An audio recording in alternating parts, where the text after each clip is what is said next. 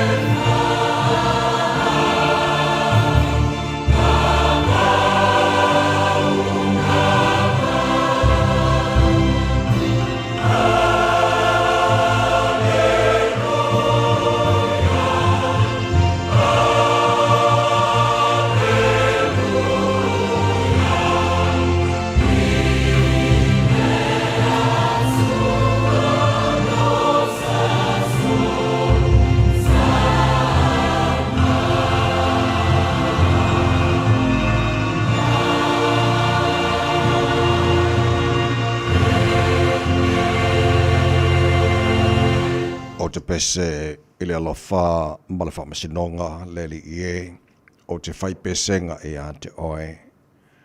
o te whautauta i le ala sa o ona le lei, e te awhio mai ea a whea i a te au. O te savali au ma le loto sa o i tonu o lo whale. O te le tuu i uluma se mea leanga. O te whia ai i e o wha maoni i le nuu, mātou tēnā nofo maha au. O le savali le ala o sa ona le lei, o ia lava lea e au na mai. Ia te au. Mātou o lausu fo i le nei tai a fau, se i mwala fo i o na mātou, whai le taulanga le vi inga ma le taulanga le whaafitai. Te tau mōna mea lava lea ia te oelo mātou tua, awa o le fo i ua whaasofia moe ngā luanga o le loto fia e vivi i ma whaafitai ia te oe, se i sula lawa lofa mo wanga le leiwa mātou mawara nia so fau ona o lawa lofa. Wa mātou vivi ia te oe ma mātou wifo i uluma le nei tai ao, mātou whaapea atu te mā e le lei lava oe. E pa ia lava oe le atua o au. Le atua siri ese, le atua matautia, e mamalu e mamana, e ifo ia te oe o mea umana e whaia. O oe lava o le whaipule o le atua malosi o le tupu o le whaavavau ma le li o le filemu. E so i fua lava oe ma le vavau e o le whaavavau.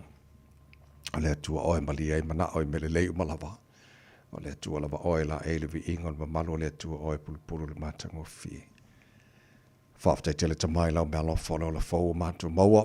Ele nei fo i tahe ao, whaaftai lo lofa o tuta fo i manu whai ngā malo longa sa tō whawhau te ngata matau matele e te pehau dira nei tahe ao.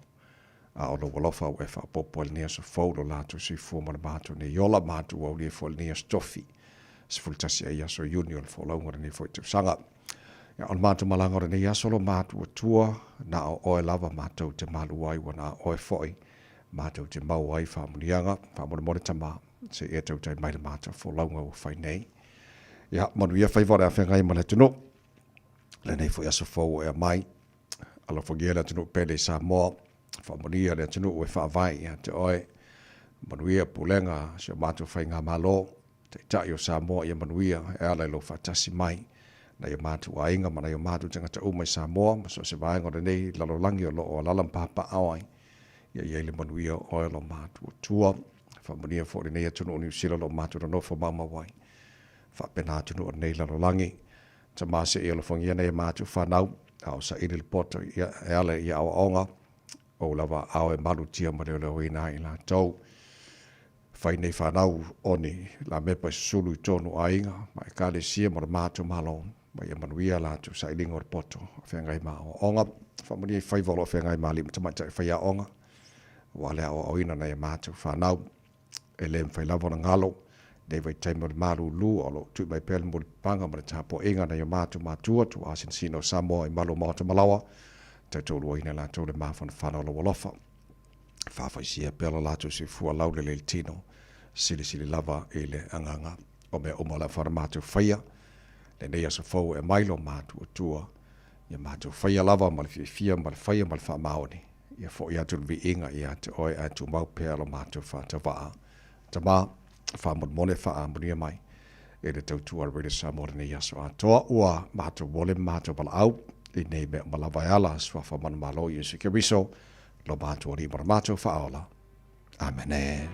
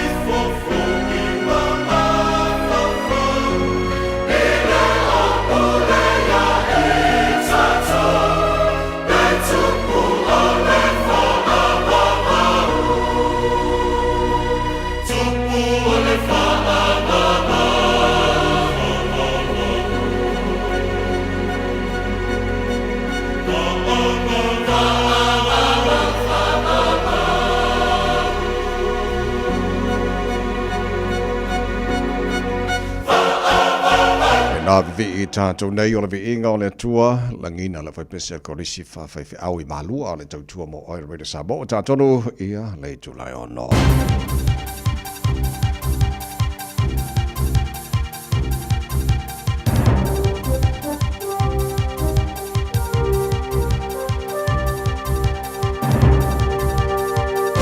Good morning. In this update, meth use in New Zealand continues to soar.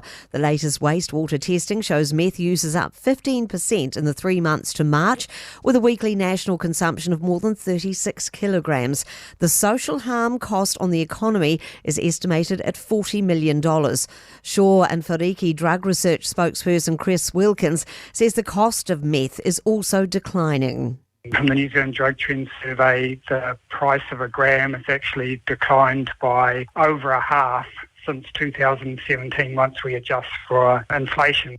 Police are expected to today reveal more details about a series of search warrants carried out across Auckland and Northland. They're believed to be part of an ongoing investigation into methamphetamine manufacturing and supply. The collapse of a rail bridge over Canterbury's Rangitata River due to flood damage exposed network-wide weaknesses. The Transport Accident Investigation Commission has found Kiwi Rail knew it was vulnerable before the April 2024 collapse. Rosie Leishman reports. The Commission found Kiwi Rail systems did not adequately translate known risks into operational controls. The Commission's made 3 recommendations to Kiwi Rail covering inspection and audit compliance, risk-based asset management and reviewing trigger action response plans. It says there are lessons for rail infrastructure nationwide as severe weather becomes more frequent.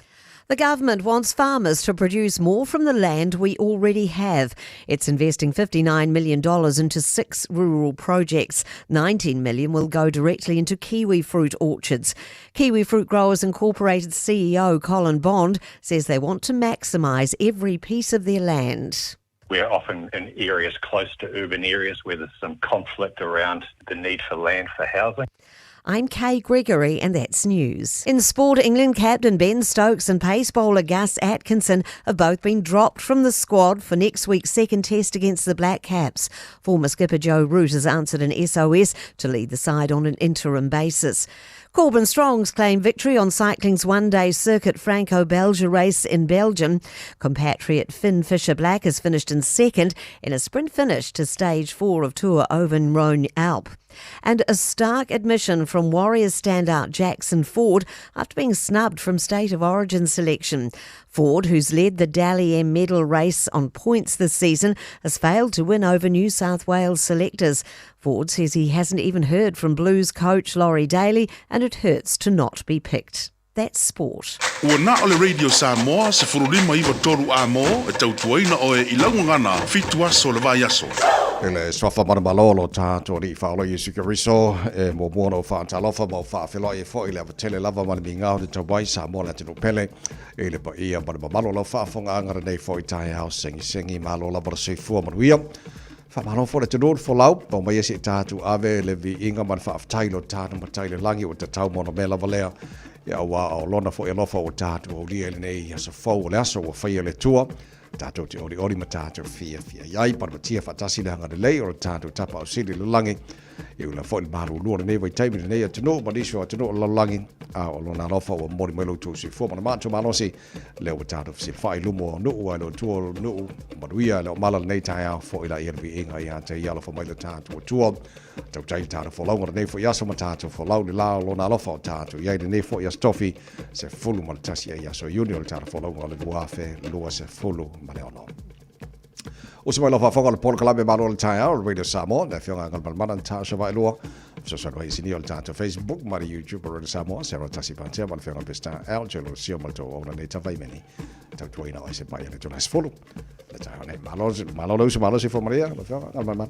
Ia langi mai na fo i lau sunga leo o tawai le nei tai au fo vi ia leanga leo le tua. Au lia mai whakawhikio nei fo i vai aso whainga ringa mō tau. So, sa ori, Io e. Ia. Whasora ngā maaki fo ia. Marulu ne vai taimi. Ia, lelei. Marulu, mawhanawhana, timu la, e tu mawale alo fo le tu. Amen. Whau tane tu lai oro, smaila mai momala whafonga, ole lui tau, mo le aso.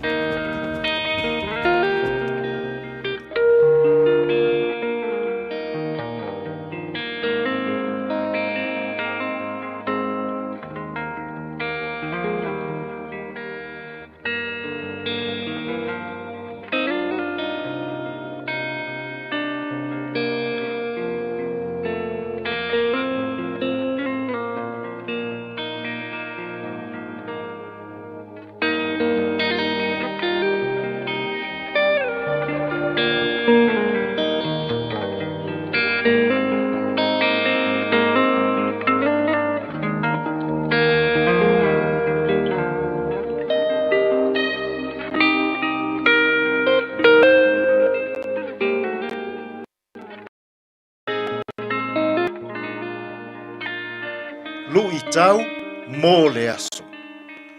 Fesoasoani e tau ave ti ngā o isi tangata. Help carry each other's burden. Galatia mata upu e ono o lona foi upu e lua. Ia outou fesui ia outou avenga. Ma ia whaapea ona outou whaia. Le tū la fono a ke riso. Fesoasoani e tau ave ti ngā o isi tangata. Help carry each other's burden. Tasi le nei o awa o ngā mālosi a Paulo i le tele o ana tusi i e ka le sia na ia whaatuwina. Ia i loa e le tangata whaatuatua. Ona wha mawhanawhana. Wha loto tele. Ala ei au i le tangata ua mawhatia. Ia ola fesoasoani le tangata. I le isi o na uso a tangata. E tau ave mea ti ngā. E wha soa mea whaingata. Ma tau ave mawhatianga o le tino. Mawhauwhau. Malea nganga. E tele teimi ro tātou wola. E a whea ai tātou i mawhatianga o le tino, mawhauwhau, malea nganga. O nā anga leanga ina lea o i tātou, e isi tangata. E tu la fo ina i tātou e a tātou wō. E tu la fo ina i tātou sa tātou wanga le lei i ai. O lea tu la fo ina. E o ai tātou i le ngase, wha le mawhauwhau. Whai mai Paulo i lana tusi le e ka le sia i Galatia. O fua o le anganga. O le ono sai. O le loto alofa. O le anga malu. O le wha maoni. O le loto wha mangalo. Ma le loto alofa. A maua e le tangata wha tua, mea lofa ia, ma fua ia, o le anganga. O le maa losi lea, e mawhai ai e le tangata wha tua. Ona a apa atu e fesoa soani i le isi o na uso a tangata. O lo o tau aveina se avenga mamafa. I le tino, ma fau ma le anganga. Fai mai Paulo i le e kale sia i Galatia. Ia e i loa ina. Ona fesui iai au a venga. Ia e i loa ina. Ona e a apa atu i le isi o uso a tangata. Ua mamafa tū lana a venga. Ma e tau mawhai e te fesoa soani iai. E tau wamo, e tau ave whaatasi. Mawhatianga o whianga iai. Samo ai. Ma naia lea o ngā Paulo mo i tātou uma. Ia tātou loto fesoasoani. E tau ave whaatasi a venga mamafa. Ma nisi o tātou uso a tangata. Ua a whea i mawhatianga ma ti ngā o le nei o langa. O ai ua mawhatia. O ai ua ti ngāina. O ai ua fia ola. Ia e i loa ona e loto fesoasoani. E wha mawhanawhana, e wha loto tele, e wha la ei au. Ma e a apa atu i lana avenga. Ia tau soa whaatasi. Whai mai Paulo, Galatia. Ia e i loa ona fesui iai i a outou avenga. A whai ua mamafa le tasi. Ai a pe a sei e a apatu e te amoina. A whai ua mawhatia le tasi. Ai a pe a sei e a apatu e te fesoasoan. A whai ua whaanoa noa le tasi. Ai a pe a sei e a apatu e wha mawhanawhana. Ia e i loa ona fesui iai i a outou avenga. A whai ua mamafa le tasi. Ai a pe a sei e a apatu e te amoina. A whai ua mawhatia le tasi. Ai a pe a sei e a apatu e te fesoasoan. A whai ua whaanoa noa le tasi. Ai a pe a sei e a apatu e wha mawhanawhana. I le nei fo i aso. Whea ngai o tātou ma whe au ma ngā ruenga. Ma na ia lea o ngā Paulo. Ia e i loa ina. Ona a apa atu. E whe soa soani i le tangata. Ua ma mawhatu lana a venga. Ia e i loa ona whe soa soani. Ia e i loa ona wha aloto tele. Ia e i loa ona wha mawhana whana. I le tangata ua ma mawhalana a venga. I le tino, ma fau ma le anganga. Aia, pe a se i e amo tasia. I mawhatianga, o nisi, o tātou uso a tangata. Tātou te taro. Lea tūwai.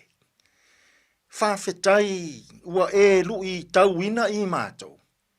Ia mātou whesui ai i a mātou a venga. Ia mātou i loaina. Ona whesoa soani, whaamalosi au, whaaloto tele. I le tangata ua mamawhatu lana a venga. Whesoa soani maia i a mātou ngā ruenga o le nei aso. E tonu malelei ai mea uma. Lou lava suafa Yesu lo mātou walii, ma lo mātou whaola. Ua mātou tatalo atua i nei. Amene.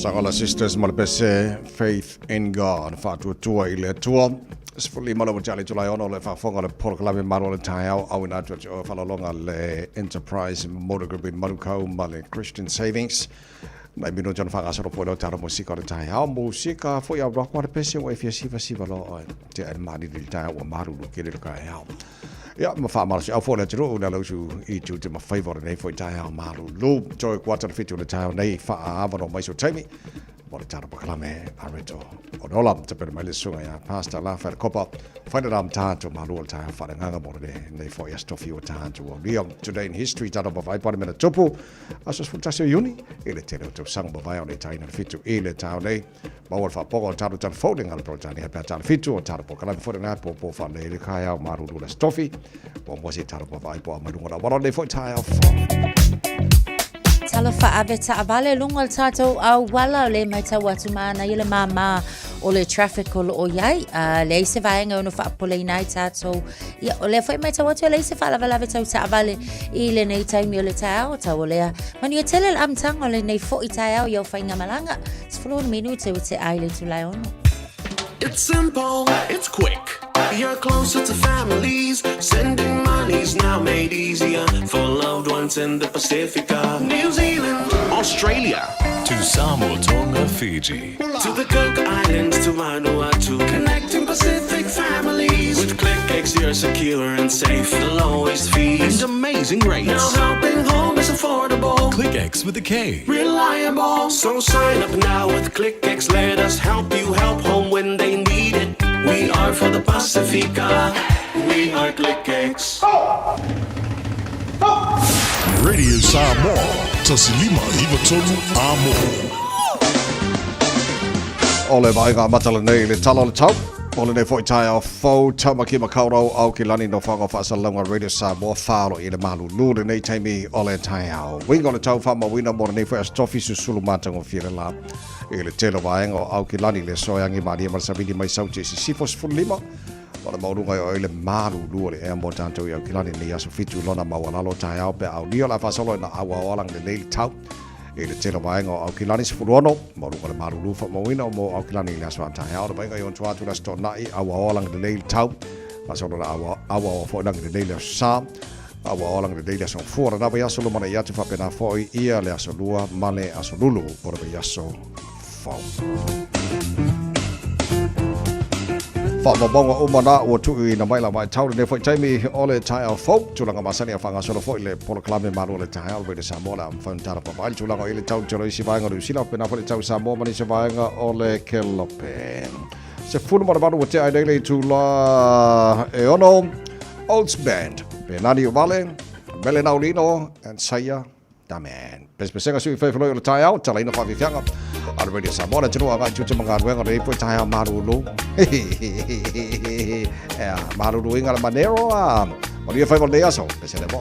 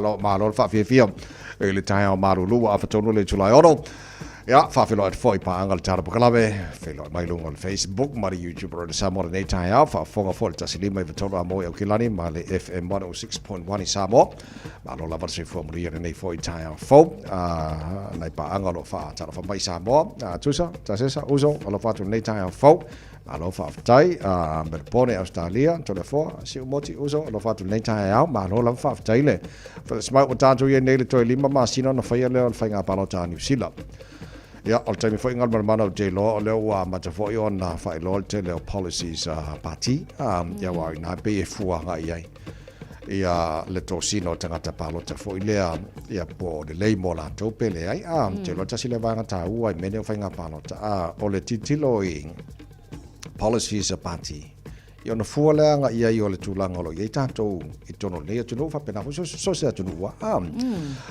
te lo va atu i le vanga le po tasi le vanga sa fa te tani le pa se o mon fa mo mai le budget pe ona na va yaso ia na mata le ona fa lo ni so la to policies a campaign na ia ia mo fa nga palota i le so fito november so te lo la tasi vanga le na fa lo se tasi o fa pule fo le sunga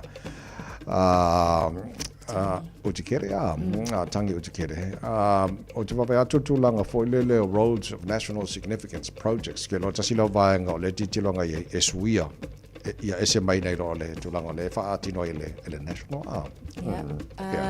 fa lo bilo ela anana fo le wa olana road le o ia le time le nei tono le party o ia o le spokesperson for Labour's transport ai ilana fa la bilo ala anana fi o le o avele fa mo ale Labour pe fa pe o atu tu lai mai ile fainga palota ile tulanga le o le fa faingo fiine ai mai se la fo ile lato response ile time le nei high cost of living o le relief la le wa mai fo ile lato ile time le nei o le 20 cap le i lunga wa tato ai mai se ile lato lo fa nga ina ia public transport ile lato fio ai pasi o trains afa pe lima so le vai yaso o le fa nga ina o lana ia o le tilo le pa e kakaula o nga afa pe tu la mai le pa no wingo le atu pa uanga ila le lua se fulu ta la fo ile e ese mai la le time nei wal time nei le lima se fulu anga fitu su lima ta la le tupe fo ile al tangata o le fa alu le vai yaso ile fa nga ina la ia o tato trains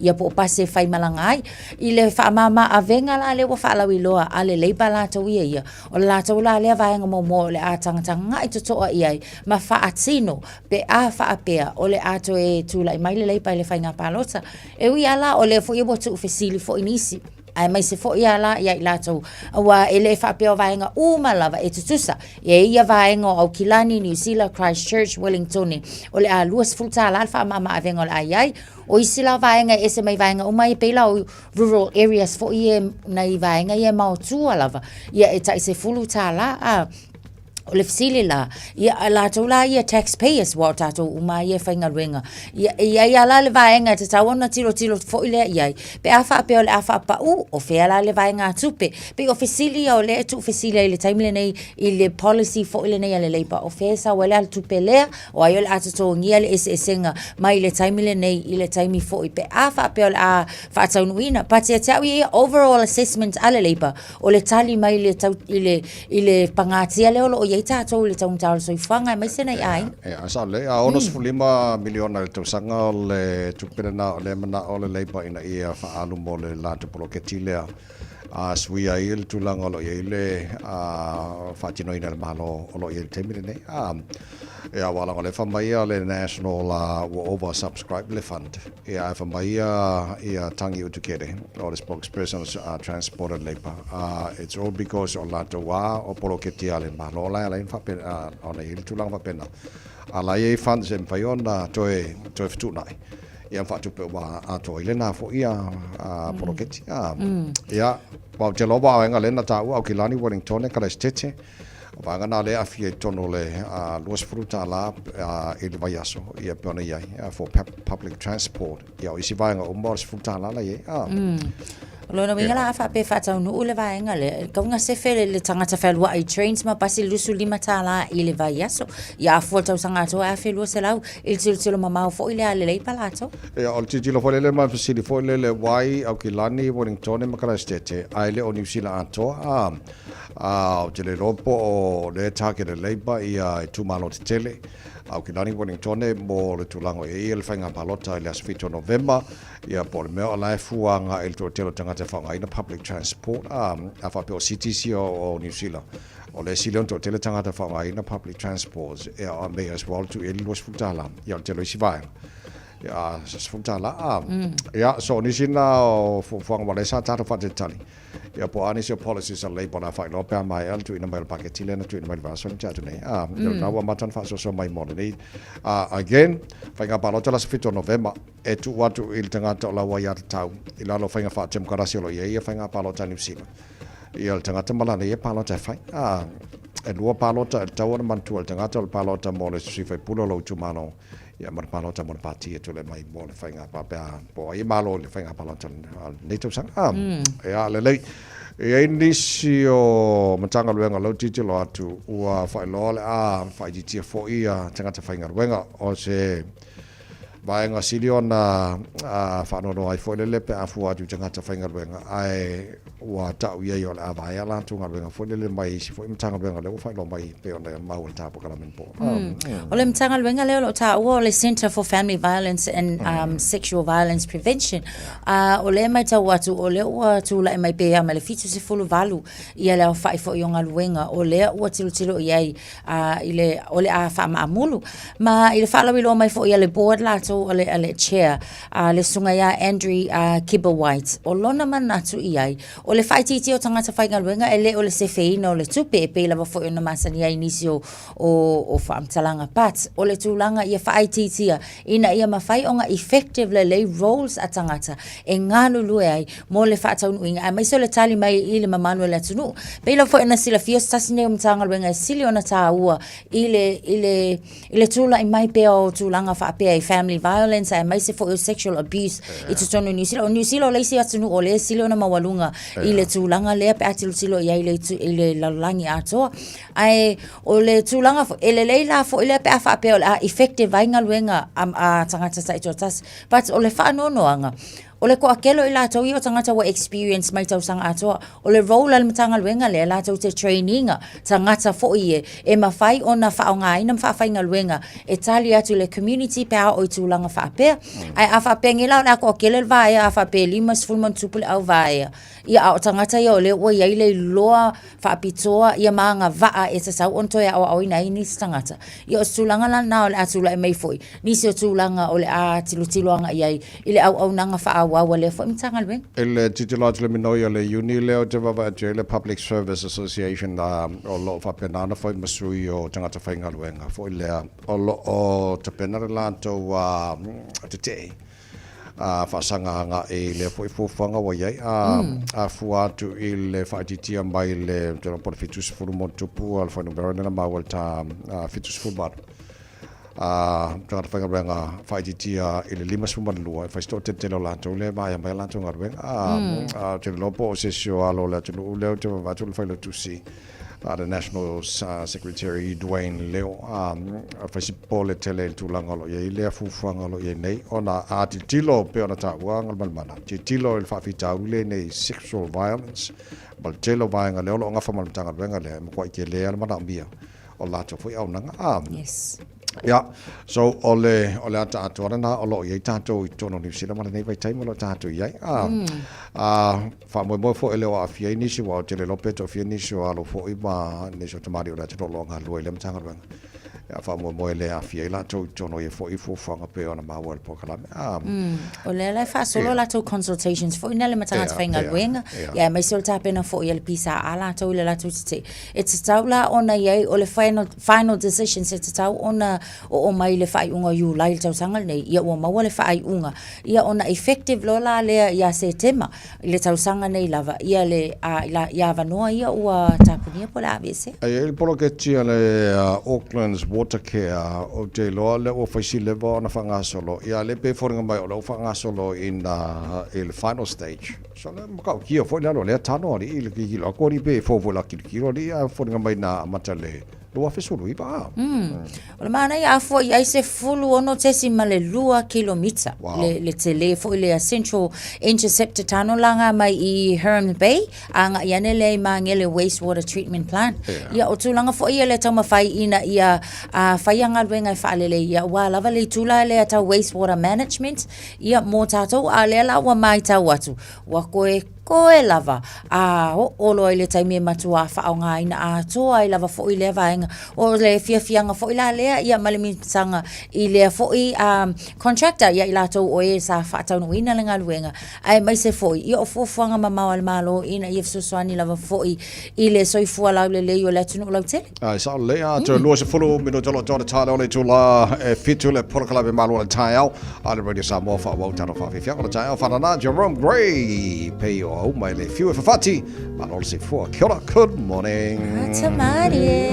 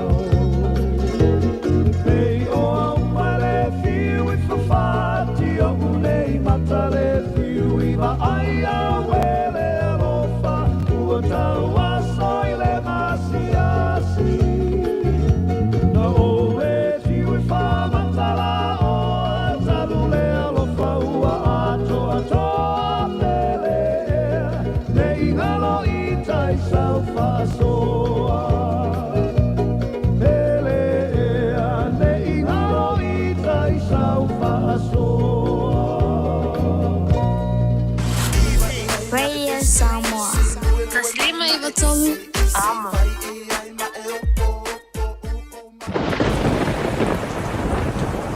E tele mai loa le taimi o soi se lo longa. O e saungi, au ho e te whaatali se te tele timunga. Whaamamama ave e se o tau ta mai tali vai o lo mauta. Whaamau le lei lalo mea to tino e o no whaaleanga ina. Whaike lei tō fuafuanga malo ainga mo le taimi o whaamalo longa. Oni nei minute e lava e te tapena i le taimi nei. E au ngā mo le taimi e tupu e te whaalavilab. Whaamua mua le saunga le mo o oi malo ainga. Au wā whaalavilavi whaale nātura. Tanga e ane i le Auckland Emergency Management.gov.nz/floods mō nisi whantalanga. O whea te lua oi ai. Ma te o e awe le suenga tau whale a mā aroha. Ua umana whailau siaki. Le ai, o le māle nei, e la i titi tele. E le o toi whapena mā. Wa pa u i lalo le tausanga i le 5 o oi le nā, ma oi fo i pā. O le tausanga a mata mo le suisuenga o le kānesa o le tau whale o leo ua 5 E 5 pe 5 loa o tausanga o na la fo ato loa lea o mea whai fua hai lau suisuenga. E tai lua tausanga mawhai, se i atoa lau 5 tausanga. Wha mole mole, whai moi mātou. O le a lafo mai i le meli. Au kilani saute, o sa ili se sa mo oe malo ai. o le Enterprise Motor Group manukau o lau fale taavale wha moe moina. E tele taavale matango fie filifili mai ai, tele le fisoasoani o lau whai ngā luenga mo oe, mo se taavale e talafia ngai, su mai i le 5 Grey South Road i nei manukau. Asias fo i le upenga tawhailangi enterprisecars.co.nz, pe wala au mai i le oval selau, 5 lua tolu wha. Enterprise Motor Group manukau, sa ili, filifili, ma ave loa lau taavale.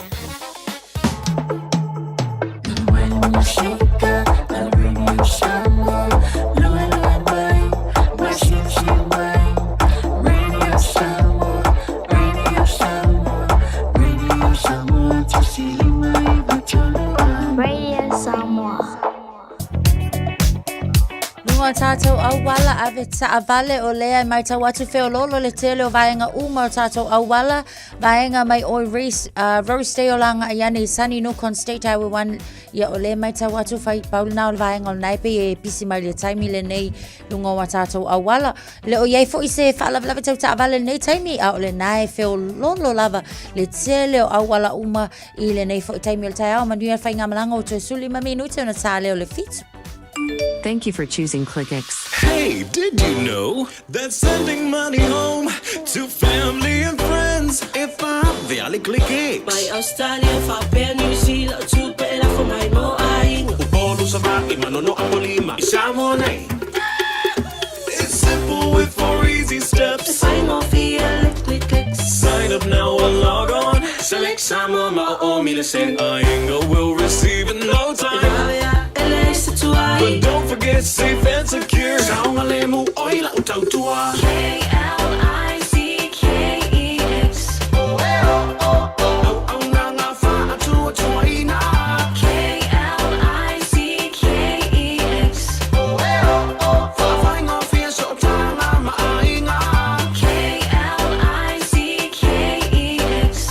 ClickX. Supporting Samo with our very best. We are ClickX. Talofa lava o le si'u fofonga le nei o Samoa, le Radio Samoa. Bread of life sent down from glory. Many things you were on earth, a holy king, a carpenter, but you are the living word. Say it now. Come on.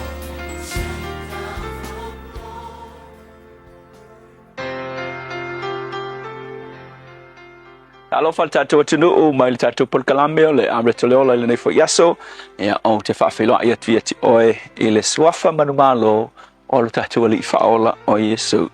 O le ones fuluiva alfai upes fulutasi le fuai tau whapea ua tali atu Yesu o pili a Pilato. E le ai sau pule ia te au pe ana le tuina mai ia te oe mai lunga. A le upu mo o le aso le nei ia ava pulenga umalava i le tua. A whapete whai tau le Romas fultolu whai upu mua iai whai leisi whai tau le apostolo Paulo whapea ia usita i tangata umalava i whai pule silisili e iai mafuanga a wawhai mai a waile ai se pule pe a le mai le tua o pule umalava o lo whai nei ua whatuina e le tua. A waile le whatulangana le whai upu me ta ua nei whautua le tuspaia e a manga ia pulenga umalava hava tangata umai le pule ia ai o le mafuanga o na whai mai tala tuspaia awa o pule umalava po o pulenga umalava o lo whai nei le lalolangi o le pule na au mai i le tua. Kusalava po se pule le whaola inga ma le taltonu le tua wa ke vai kuspaia o ne pukanesa o le pule le iloa le tua Pilato o le pule le iloa le tua ate wa aina tangia o pule umalava na o mea na tofia e le tua al mea taual nei ai loa e so se pule le mafuanga o lana pule ke loa o le pule whaamanguia inga le pule le na awa au na iloa o lana pule o le mea mai le tua o na ava lea o ia i le tua o le nga au mai le pule al mea silinga inga maanaia a ava le pule i le na au mai lana pule o le mea le atupu e ke va aifo i tangata ie muli ma i lalo ifo lana pule e fai ngofie mausitai ila tau ila na pule. So le songa ta ua foi la le mo o ile aso le nei. O le ase tūlanga pule o e iai. O le alawa ko inga pule peke pule foi se company, peke pule se ainga, peke pule se potopotonga lava. O le ale tu inga pule. Lona winga o le authority fa pitoa wa watu ele tu e ke wa ai ni tangata. Fa tu ina oe. O le ale tu inga tūlanga pule o e iai. O le sona ia e iloa. O le pule le na. O le mea na avatu ele tua ia te oe. Po le ale ko inga filfili ngang filfili oe pena filfili oe tangata i le unga le aso e ke whapei fo lava o le pule le na whaatanga ma avatu ele tua ia te oe. E o ai pule nga whapau ke wa ai kuspai a pena whai atu. Pilato, le langa va ai tala fo ile ia pilako.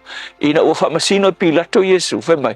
Famasino a la ku fa fo la u sala el ko sa kon pilako. Ko la ku fa fo le mautonu Pilato. Ai ko sa lo tonu ya Yesu, fe mai lo Pilato ya Yesu. Sole.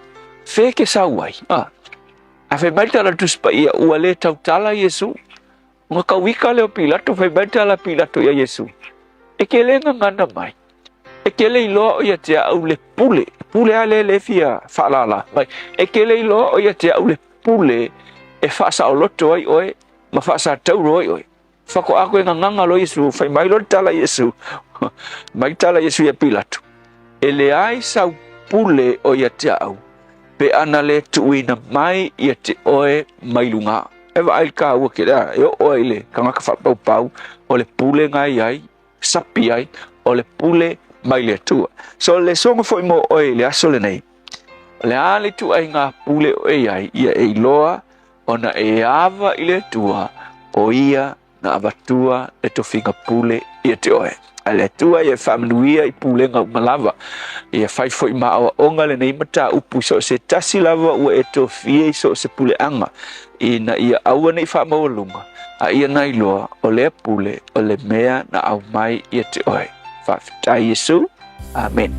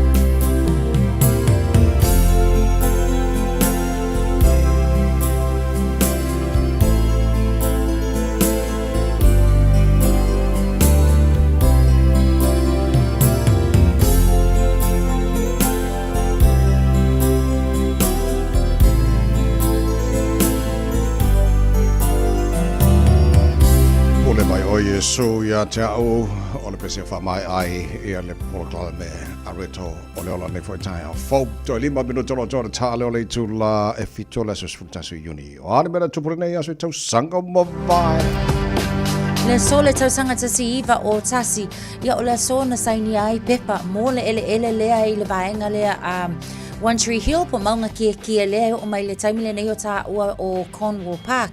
O le whaingoaina o Cornwall Park, o loo whaingoaina i le Duchess and i Duke of Cornwall and York. O le taimi tōnu ala nā, o loo iai lea sia singa le nā Prince George and Princess Mary i totono New Zealand. O lea la nā lai o na whaingoa le vaenga ele le nā Cornwall Park i na ia whaamanatu ai pia fo i o la o swafa lea na avea ma King George and Queen Mary of Britain i tausanga muli ane. Tausanga lua afe ma le lua American Idol na amataina e o mai lava foi i le nei vai tau. Lua afe ma le iwa whaalawi loa mai e le World Health Organization i le taimi mua le pepesi ai o le swine flu. Ia, ma o nisi foi nā wa ingai mena tupule nei aso i tausanga o mawai. Música malia Mana yesiba Música malia Se maya naitene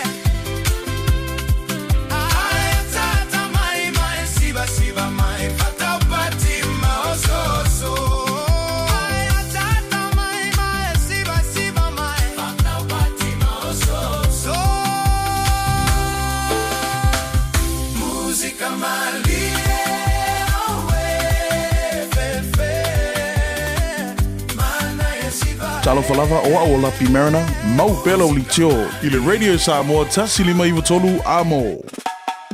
O mo mia ni ngaluenga fai i lo fali. O le living space o lau company if so soani i le fale leo mau te malawa.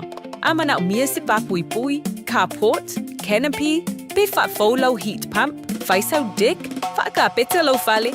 Fab so ta i mai i le living space. Fai a 4 quotes, mau le so soani i le finance e le ai se deposit.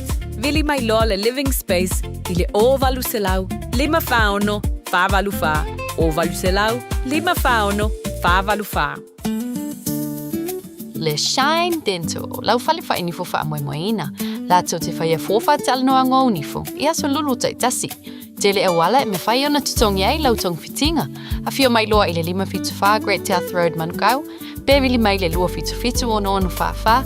Lua fitu ono onu whawha. Mo le Shine Dental e ia inga whapitoa. Talofa Samoa. E mawhairu sosoni atu Dr. Chen i ngasi o le maisoka, toto maulunga, ti ngā le tino, whapaui no pauna, maisela, mangeso ma le kānesa. Maua le tia whaamamai lo puta ma le paste mo nifo ti ngā ma le whaamalongi no lo fufonga. Whapea product po o loha e sosoni e whaala ma le mole ma dark spots o fulinga. Ua tele ungali ua mawala tau pepe o nar sosoni a Dr. Chen. Ala au noi le lua fituono tolu fitu, lua fituono tolu fitu, pe a fiu ane i le lua ono Great South Road i Otahuhu. Hey, hey!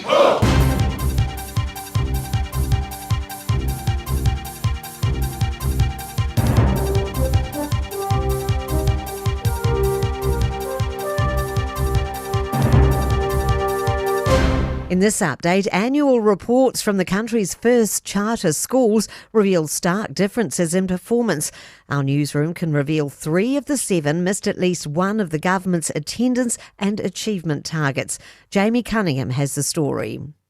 Christchurch North College recorded 28% attendance in Term 1, with 38% of students meeting expected maths levels. By contrast, all Year 8 students at Auckland's Northwest College met expectations in reading, writing and maths. Māori and Pacifica Boys Boarding School Tipene reported the strongest academic gains.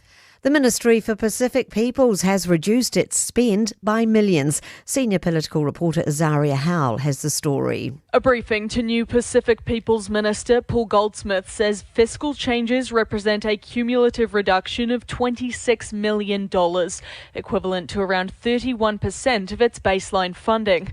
The figure references budgets 2024 and 25, as 2026 sees a reduction of 2% or $700,000 a year.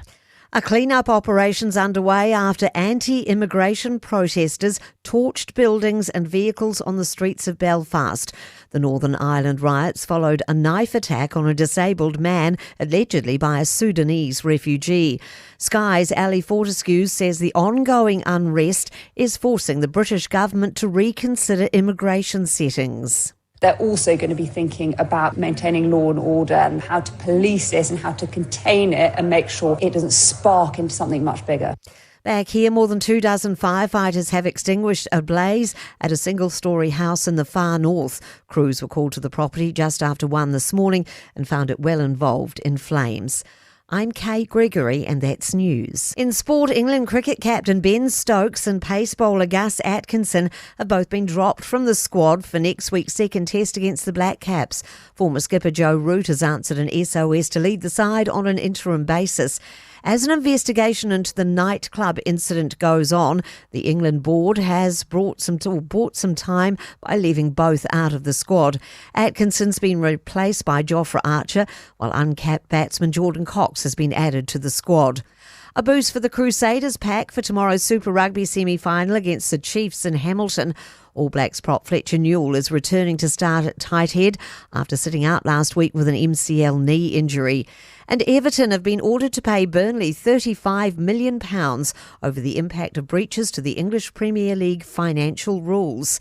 That's sport. Ua na ole Radio Samoa se furulima iwa toru a mo e tautuaina oe I laungangana fitua so le vai aso. Am tavalo lo tu maule fe ololo le tele o vaenga o tātou wala te tele ai olo ia se whaalawela vetu tavale I le vaenga lea State Highway lua se fulu around the Hillsborough area ia olo la mai tau watu whailasi slow down mai o tātou ngā mai le vale na Hillsborough Road, Queenstown Road maleanga I fofo ilea I Onehanga I le taimi le nei au iso vaenga o tātou awala umaole na lava e fe ololo I le taimi le nei olo ia I fo nei awala ia olo whaalawilo mai fo i ele waka kotahi o lea o loo tapunia full closure mo le taimile nei le so se au lia atai au mai Yoro Street to State Highways full maleono on a Great North Road. Ia le na lai a fia nei malawainga le na on the northbound Water View Tunnel i le nei fo i tai au mo tatou uma ina ia mauti noa fo i ma whaila fo ina fo nisi au wala whaatino ai whainga malanga le nei tai au 5 minute ua te ai le tu lai fitu. It's simple, it's quick. You're closer to families. Sending money's now made easier for loved ones in the Pacifica. New Zealand, Australia, to Samoa, Tonga, Fiji, to the Cook Islands, to Vanuatu. Connecting Pacific families. With ClickX, you're secure and safe. The lowest fees and amazing rates. Now helping home is affordable. ClickX with a K. Reliable. So sign up now with ClickX. Let us help you help home when they need it. We are for the Pacifica. We are ClickX. Talofa lava. O le si'u fofonga le nei o Samoa, le Radio Samoa. Malo se whamaria nei taimi o le tai au fau. Ia o le vaingala tamai nei tala o le tau o le atātua mata mai Samoa. Nei vainga o le tai au. Wawa atolo mana ia langi le mea o le tau Samoa le nei tai au o te ane valu. Lua se funga tasi o le mawhana whana le ea. I Samoa le nei taimi o le tai au. Winga o le tau i Samoa le whaasolo na awa oa. Le langi le leini so taimi pa ufo i timu ni se vainga o Samoa le so. Mana ia le vele te le Samoa le so luas fun valu. Degrees Celsius maulunga le vela le Samoa le so. Luas fun tolu. I lona mawalalo whaatawhiti o taro tala me Samoa le newa so le tara valu i le tai au nei. I o lewa no fo e whaatalo whaatoi le tara pakalame paanga. Umalawa le manu o le tai au. Alo tata mafuta. Ya, ma whaates mai lunga le Facebook, ma le YouTube o le Samoa, le ngate America Samoa, whapena fo i Samoa, ma le whaafonga mai lunga o le tātou wala leo, FM 106.1 i Samoa, ma lo lava sui fua manuia, alo te bava yatu.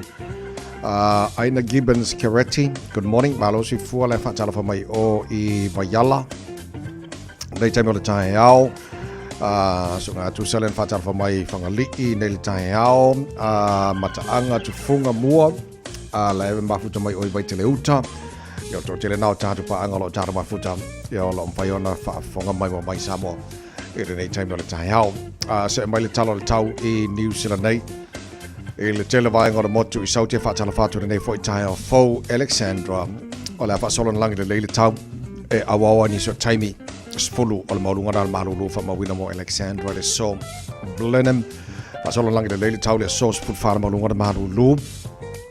I si vaenga iai Greymouth, wawai ato toru morunga maru le so, pasolo ina awa le tau, pa unai wanga ni so taimi, sfun whāra morunga maru lufa mawina mo in Mekago, langi le leili tau le nefo Yaso, kai Kora, langi le leili tau sfun whāra morunga maru lu, pasolo langi le leili tau Nelson, sfun toru morunga maru le so, o maru langi le leili tau, sfun luar morunga maru lu, mo le nefo Yastofi, Queenstown, langi le leili tau le sos fultasi morunga maru lu timaru fasolo langi le leili tau puaoa ni so taimi sfulu luar morunga maru lu Wanaka langi le leili fo le tau mo tau fultasi morunga maru lu fa mawina mo le sos fulfara morunga maru lu Westport o la fasolo ina awaoa langi le leili tau ele na foi vaenga o le motu saute Dunedin fasolo na awaoa langi le leili tau le fo Yaso spulfar malunga malu lu fa mawina male ayo kana stete malo la verse for Maria good morning langi le leili tau mo to e puawa ni so taimo tai hao ya me se la vali tu atu o Banks Peninsula ile o uli mare fia na nei angi mari ma sabili me matu se sa es furu luo o le malunga na malu lu fa mawina mo kana stete le so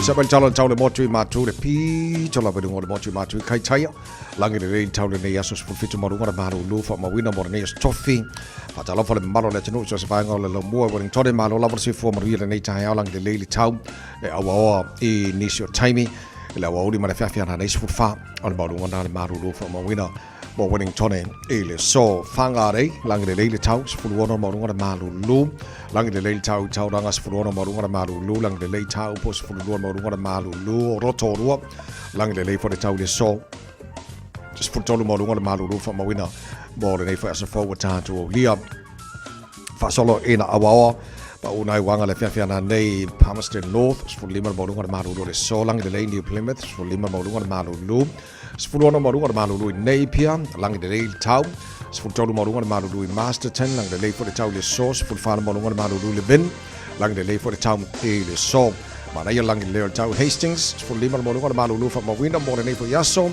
Gispen fa so na awa o nai wanga lang le ele tau le sauce ful fana malunga malu du kiri ro alo se fa maria nei tai au lang le tau sful tot malunga dal malu lu fa mawina mo kiri ro le so Tama ke makaura wa kilani no fanga fa salanga radio Samoa a pongi sa pe fa for nei time o tai au o te ale fitu limalo ile malu lu nei time o tai au fa mai ile au vai tau tu mau winga langi le o tau mo ta tau kilani nei yaso sful lima fa si malu lu tele nei yaso sful lima lona mau lunga fitu lona mau lalo tai au pe au liam fa solo ina au fo langi le tau sful lono mau lunga le malu lu fa mo wina mo au kilani ile aso tai au ba ngo tua tu la sto nai awa lang le tau tele ba ngo au kilani fa pena fo fa solo awa lang le sa awa lang le aso fu lang le aso roma aso lulu o ba yaso o luma na yatu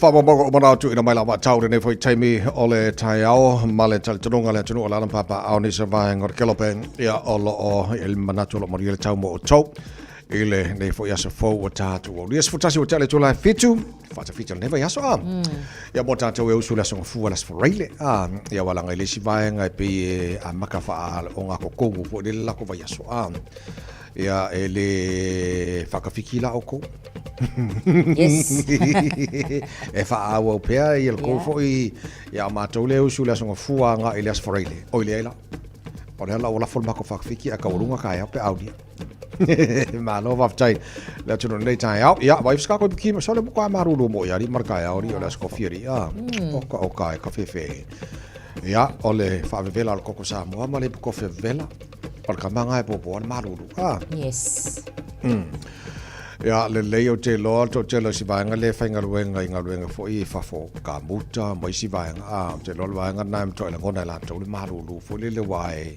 ele fa ngaluenga le fa ngaluenga ko ofisa ba wa fa ki lu nga fa vela la ko hita ye la ya si banga la te le fa ngaluenga fa fo le o te lo banga na la sirina la ngona ina maru lu fo ne vai taimu tatu ye ya la fi for banga lai o america wala vela la ko ka mo si banga lo ya ka ya mo ye fo o to ole fa msinonga fo ile le sa tala no time por kala me tino mali uli namba o ile tu atulai o no show o te lo fa nga solo ale el fa msinonga le ai nga saina le fo ile na tanga te valina stinale na ku ko ka pe pa la kule vai ko ya kula nga ofi ai mau mai ile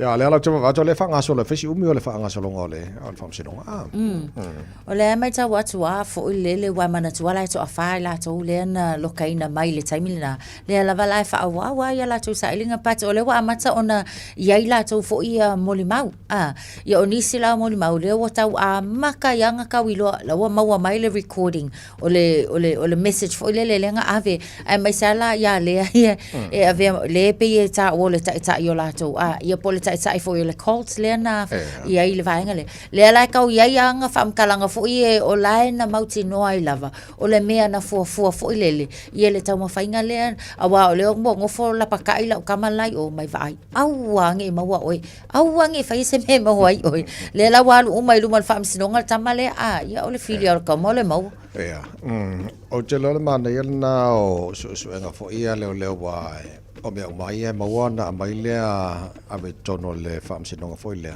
ya ma fa fo le fam sino lo nga fa male a tau le mai na foi o fam sino lo fa ngaso e failan fa yu e a wala nga tau na mau tu ya mo le mau mali poti le a wa a le la vala to evidence e fa mo dia ia le tulanga o la to ne fa ya lo winga e fa ka fa fa yu nga fam sino a te lo le man na ia le mo nai va ngai wa te lo le leile o su nga le o su o mai a va nga fo le ia fai ma fa ma ni fo le po evidence o la to fo ia bodianga lo bodia ya le tu ina tu fam sino e fai lana fam sino yes ya tu langara na lo iai o ba ai le tele o le afaina o le tele o le whara whasaina le mai whafo.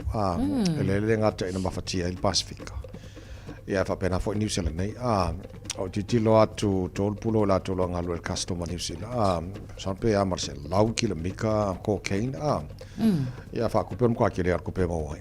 Iyo ile mai taula le na yai a fuala ile se lau kilogram le wa yai e o akwa ile tolu su 5 miliona ta la pe afa ali utupe le tu ai fa fta ya fo ile pe na esa no le ngal wenga ila tolo ngal le custom o ile pote po le wafule tauranga le na mawai ile sovalu asonga fuala sovalu o uni ia le container la le ia o le olo yai ai pe na ma fuala fo ile le onga o le technology lo fa nga ina ila to ngal le customs e la to te mawhai ei ona detectinga iangi items fo ngale pe off wai ma nga ia le sa wale pusa akoa ia o lai mai ka winga lava ma scan akwa o le x-ray la le fa nga ina pe la o le vaenga le na mawai la ia tingi pusa ia le kuli mango le container le au kamala i se fulu aki pusa ai mo piliki kusa le wa fa ali piliki mai tato cocaine ai e fa ngoa la fo le fa brand mai le piliki o le Prada ia Prada ia sorry ai ole fa ia la le na ole ngaluenga fo ile male to mai fo o le o ia la to ngalulu o mafai ai ona mawal vaing awa ole au mai usa e esele tangata na importinga ia vaenga ia o piliki nga kele ilo inga la le tau mafai ngal au vaenga le national crime o le o la to mafai e fa au fi mai ai ma la to o lo ia e kusala pele ilo el kanga importinga o lo o le o sawe male drug ia ai pe o la ka mafai fo ele su e apo fese vangoa e mafai ona mawa ia masawa ia la to drugs o au mai asa le jale lope ni si ala I Glendine taulanta ile mea ia le Masjid Salam Mosque o lo titilo atu pe a Akatea Road e Glendine ile alman malule au te papa to le fa nga li mana foi ne ma leo le mori mai leo ma po ina stanga ta fast food ma tau sanga ela tau titilo atu li poti se tulanga le manuia telele na o le ua nga ia tu fo ile ia tato le time le nei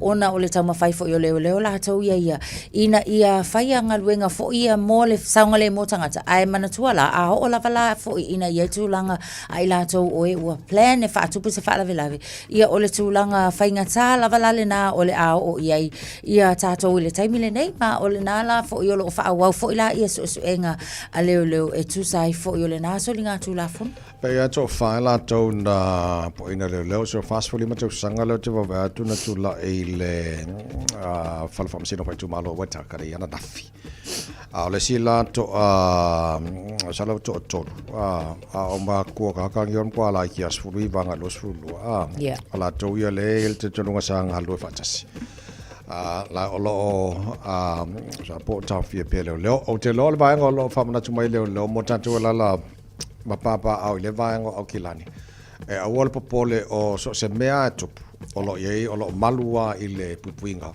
ia ma jute ma fai volo fenga ma leo yes ina nei te o fa te ia fo le ma o so se fa ko si nga o telo fa a mi no fa nga li mo tu pune ala e mo ma wina mai leo e a wol popole o ala va me o tu pultar community o lo maru pupuia ia ma lo fail jute malo ina ia ma tino ala e sa ngore muta to ia pe o tele na vaenga fo ia langa o ka ko kupu me lo se me o ka fa pe o ka fe mo la kupu ia ka ko ia ai o pole o lo ia la vai ia na vaenga fo le ia o lo ia i tutem fai vole leo tu langa o le langa ina to tele na fa na wi tono o fa pesi fo ia school choirs mane le fo titi lo hatu te le fo ile lang ina fo le fa mo ia le mo na fa na wala ngai fa ngau le o la ko le fa nga ko io kwaya si mana ia tavai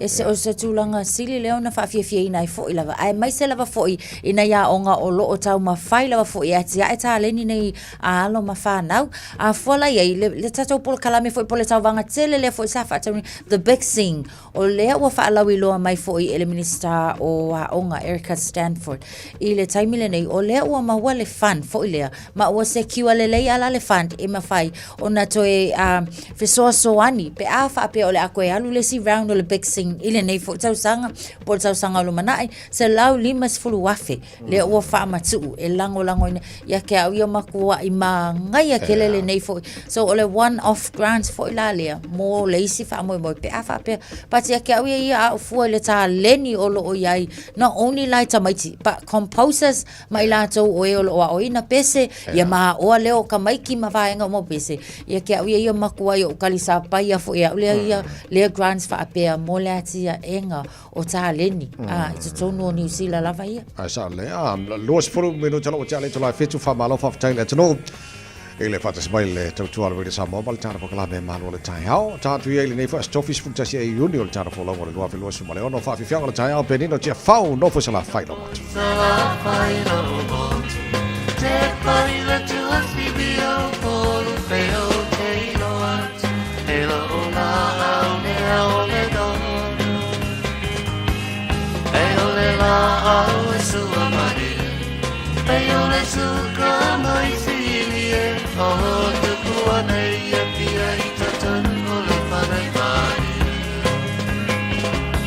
Stay my darling, don't go.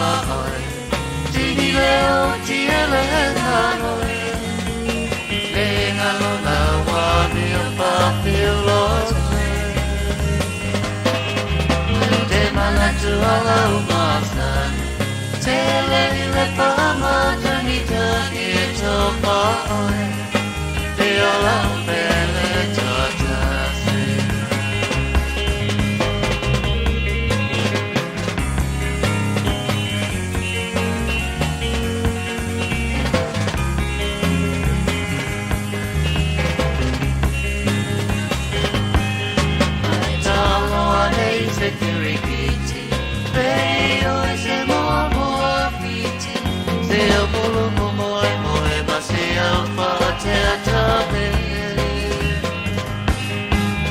I see the mice and horses. Hey, you say more little si mano bye bye. They are named while say telephone. Say my darling, don't cry. Fini leo tiele hanoi. Lenga lona wa mi pa filo.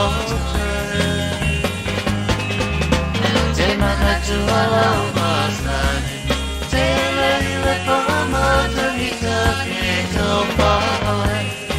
They'll open it to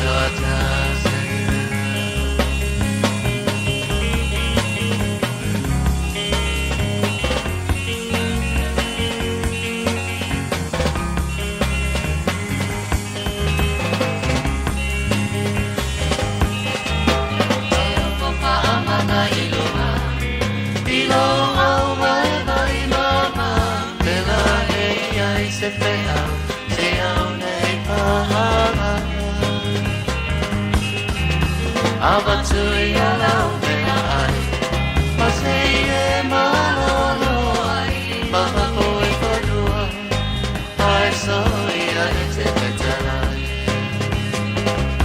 Say my darling, don't cry. Tini leo tiele na noi, lenga lo na wa mi pa filo.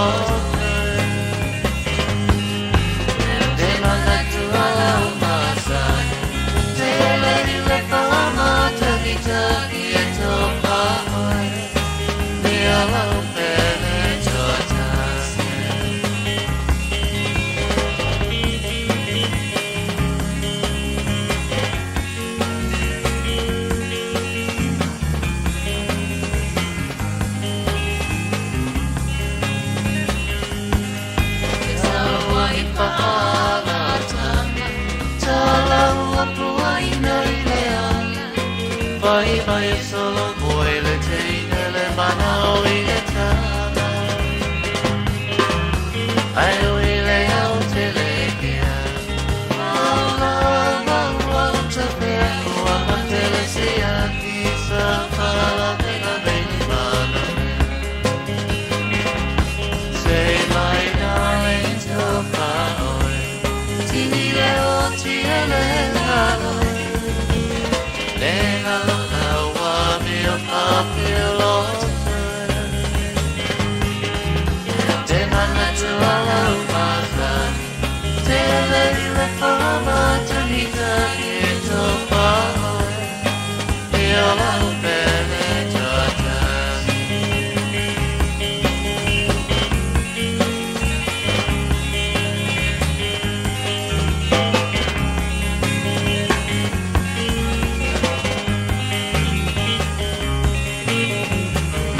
Talo falava o lapi marina, mau belo li tio. Ile Radio Samoa tasi lima iwa tolu amo. Just think a minute.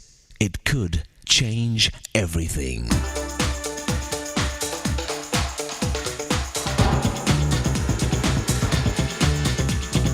Think a minute. If you win all your arguments, you'll probably lose all your friends. Just imagine, if we cut off our relationship with every person who disagreed with us, we'd have almost no friends or even family left.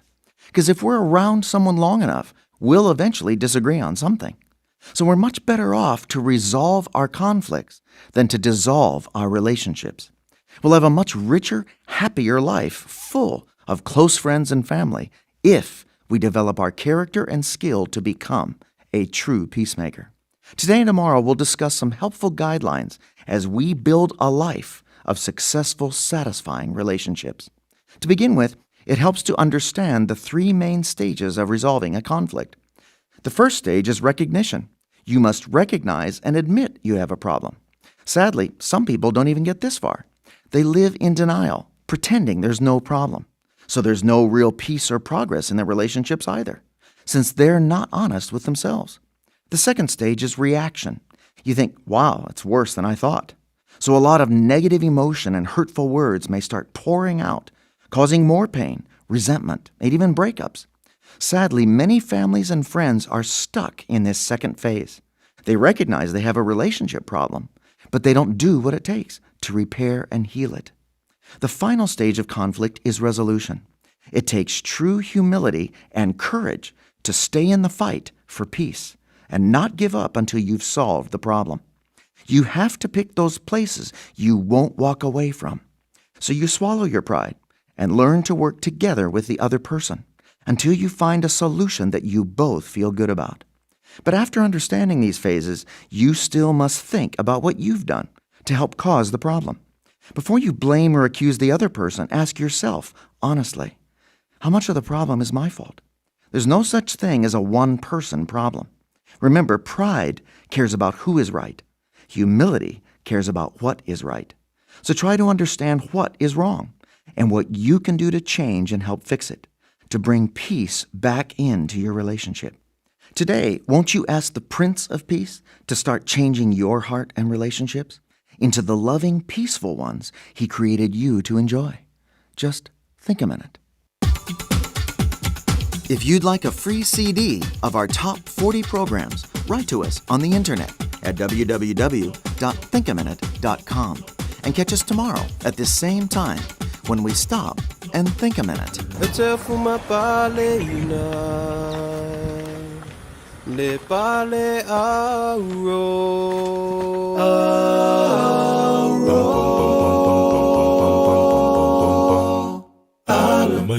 Maya, leilo leso, fio, Maya le po, tau le lei, fuma pale ina le pale auro. Ala Maya, leilo leso, fio, Maya le po, tau le lei, fuma pale ina le pale auro. Pale le pale auro, pale le pale auro, ili Maya le pe, ili Maya le pe, pale auro, pale le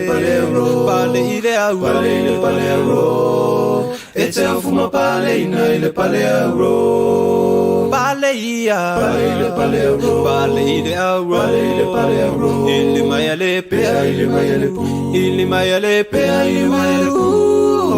pale le pale auro, pale le pale auro.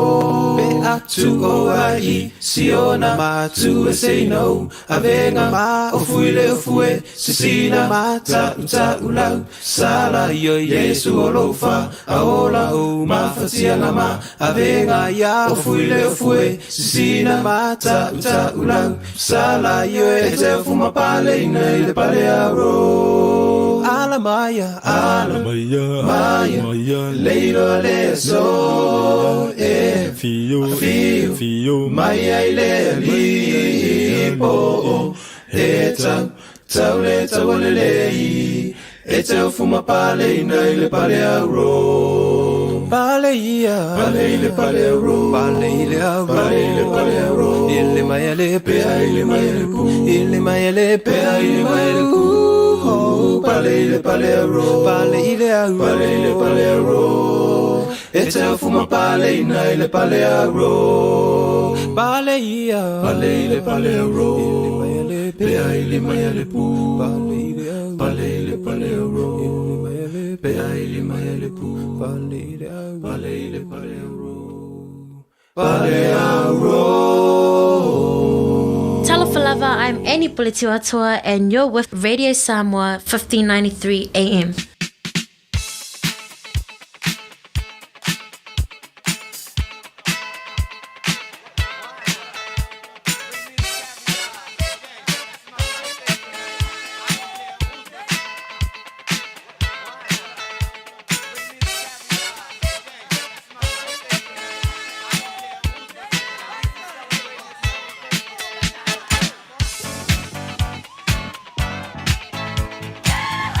Opnagas whana o na stofi le neis futasi e aso o Yuni o Matala le telefoni kua iala video o mpua I levanga makana ke fonga na inga lane tolu fitu tasi lima I matolu o lo Matala fo I malalato emaili On air at radiosamoa.co.nz. o lo Matala mo fo I malatato Facebook mari YouTube o Radio Samoa e pulle lava o e po feo banga na e vavenga o vaila whamurianga re nei fo I taia fo malulu e ska whamurianga lau pitoa Pe wakau mali lili makau.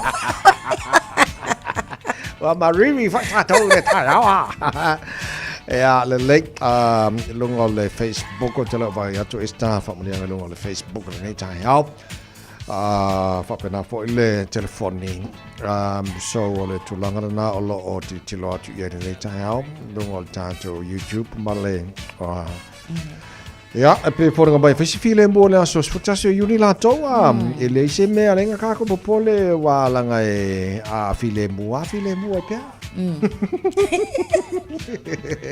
file mo e pia la sfutasi o Yuni la dai a fo I o la tara pesele a e fa fonga mai ni taia o nei lo was fana o le se bala mai fa ni lo was fana o ke pole a kal pese mo e lo fa tel pule ngamba fenga lo ngal Radio Samoa nei taia ya mal tar bokala me malu le taia ni lo wala wa kere nga fa manga nga fa manga nga e lo fa yesu yetse oi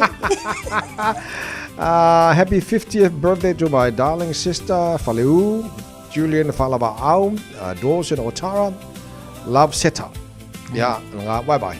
Nga ma ka wile le ya. Let's let mo tol nei tai ya.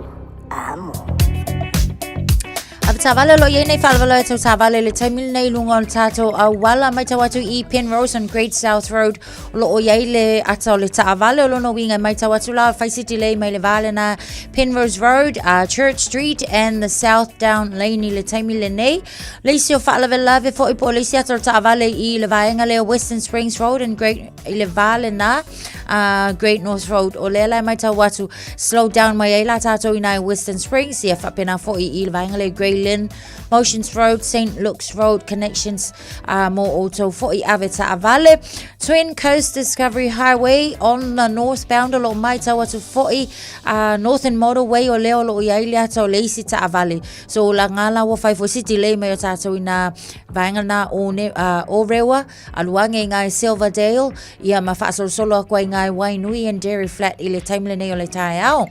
O ni se vaenga o le wa pisi fo yo le awala mafale traffic ile timeline nei State Highway 1 on the city bound o mai tawatu o ta huhu fa solo aku kako Tip Top Corner Mount Wellington watu ai LSC Panmure links ia o le fo i mai tawatu fa ICPC ile timeline nei LSC Panmure Highway Mount Wellington Highway fo yo mai tawatu bisi atato ile timeline nei le fo mai tawatu faisitelo na poloka ina le anga yatu le nai new market na CBD le taimile nei o le taiao lunga le tatu State Highway lua se fulo le mai tawatu faisipisio tato inga Hillsborough le taimile nei faiasi slow inga Mayoro Hillsborough Road Queenstown Road ia maleanga iane I one hanga I le taimile nei o le taiao mai tau atu ia onisi na va ainga o le wa yai tatou avtavale tautua na lava foi se famole mole tautua na lo saunga le mu to luas fulu minute ona ta le o le valu Talofa o to finga le tau tala ma eselo fi falongo le breakfast le Radio Samoa o te ma onai. Thank you for choosing ClickX. Hey, did you know that sending money home to family and friends if I'm the ClickX? By Australia, for New Zealand, to better for my no eyeing. Upolo sa baki manono apolima isamone. It's simple with 4 easy steps. Sign off here, ClickX. Sign up now or log on. Select Samoa o Milicen. Ainga will receive in no time. But don't forget safe and secure. Saungalemu oila utautua. KLICKEX.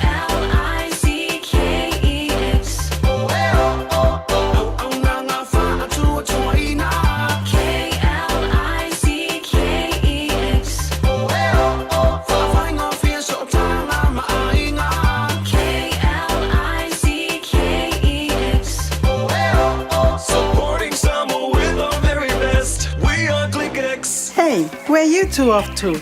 We're going to go drop off Nanny Aroha's spouse screening test. Have you done yours?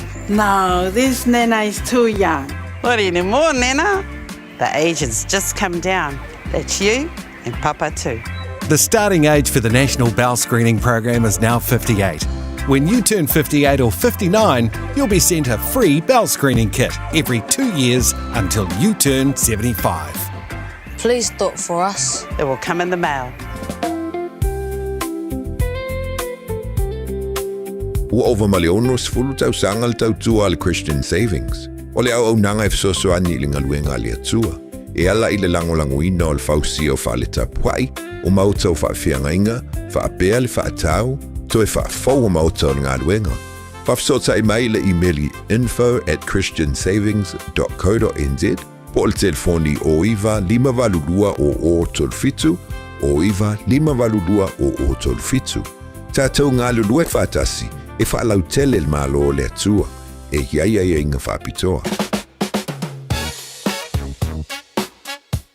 Au kilani I saute, o sa ili se sa mo oe malo ai, o le Enterprise Model Group manukau o lau fale ta vale fa moe moina. I tele ta vale matango fie filfili mai ai, tele le fisosoani o lau fai ngā luenga mo oe, mo se ta vale talafia ngai, su mai I le 5 Grey South Road I nei manukau. Asies fo I le upenga tawhailangi enterprisecast.co.nz, pe wala au mai I le ovalu selau, 5 lua tolufa. Enterprise Model Group manukau, sa ili, filifili, ma ave loa lau tāwani. O mo mia ni ngaluenga fai I lo fali. O le living space o lau company if so soani I le fale leo maota malawa. Amana o mia se papui pui, carport, canopy, pe fa fo lau heat pump, fai sau dick, fa Aka peta lo fale. Fab so ta I mai I le living space. Vai a 4 quotes, maule so ani le finance e le aise deposit. Vili mai lo le living space I le o valu selau, lima fauno, fa valu fa. O valu selau, lima fauno, fa valu fa. Le Shine Dental. Whaapafunga mai I whaapitoa o le nei vai tau. E whai a fuole si aki o loa I le Shine Dental. E lima se lau I waiva le tau o le nei whaapipi e tasi. One tooth acrylic denture. I le Shine Dental. Susu mai il tātou whale fau. E au tafa lava o le whale tuai. Lima fitu wha Great South Road Manukau. Telefoni lua fitu fitu ono ono wha wha. Lua fitu fitu ono ono wha wha.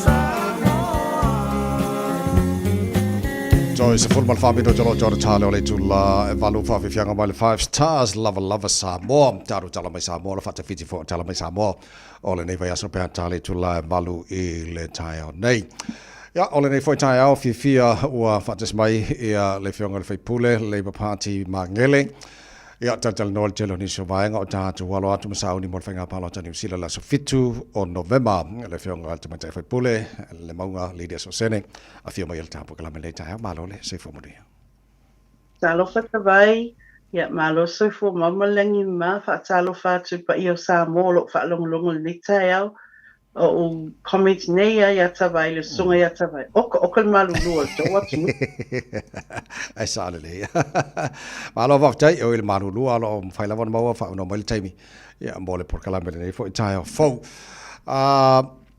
o le sa fate tali Labour Party mole release mai il budget pe ona il vason tatu nei ona matalion fa so mai policies a campaign na Labour ja mol fenga palo tala so fitu o November los fulta la public transport fare so lena policy mo molen fa lo mai le so nafi give us a clear picture po le atwa le vainga fo le mo tanto fa mo le ya fa taila mo le fa sili o le polkalame le o fo fola mai le transport o le vainga mua o le public transport o le facilianga il malo awa o le o fola mai la to polkalame il patita Pe whaapewhea ona whesosoani tangata New Zealand. A wale whaawhaingo fie, ma le whaatupeina o le public transport. O le policy la le were release e Labour ananafi, ma le were announcing Chris Hipkins, ma tangi tukere le transport. Very proud Pacific Caucus member. Ava bela o lo hot card, il vai aso e tasi. A e alatu lai whaongalo card I lunga o le basi po le train. A o atu lo le lua se furutala, po le aso ngofua tau le aso to onai o e whialwa I tuainga basi ma trains.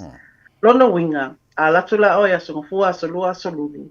A tolo lua se furutala, ona wha amusa lo le ne cost. So I whai ia free le transport I le train ma le basi, I le vai aso la le na.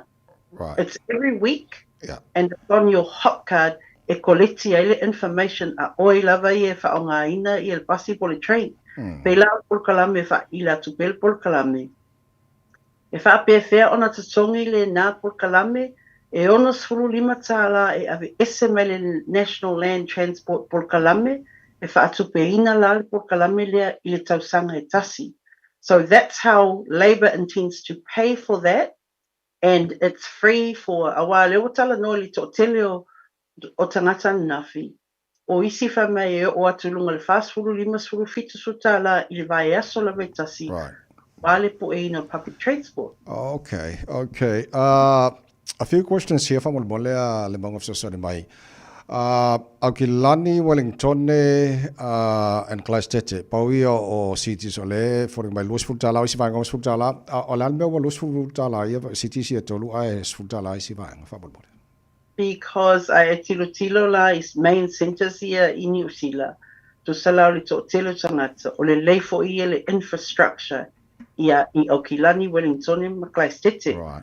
Isi to malo e feololo ai lava I isi I le rural areas ele o e por kalame I le taimi nei I le roll out mua o le ato I lo pea le por kalame e whape whiape o fia po o whesosoani. Main thing is the vai o le cost of living for our community ma tua I tangata po so for le taimi nei.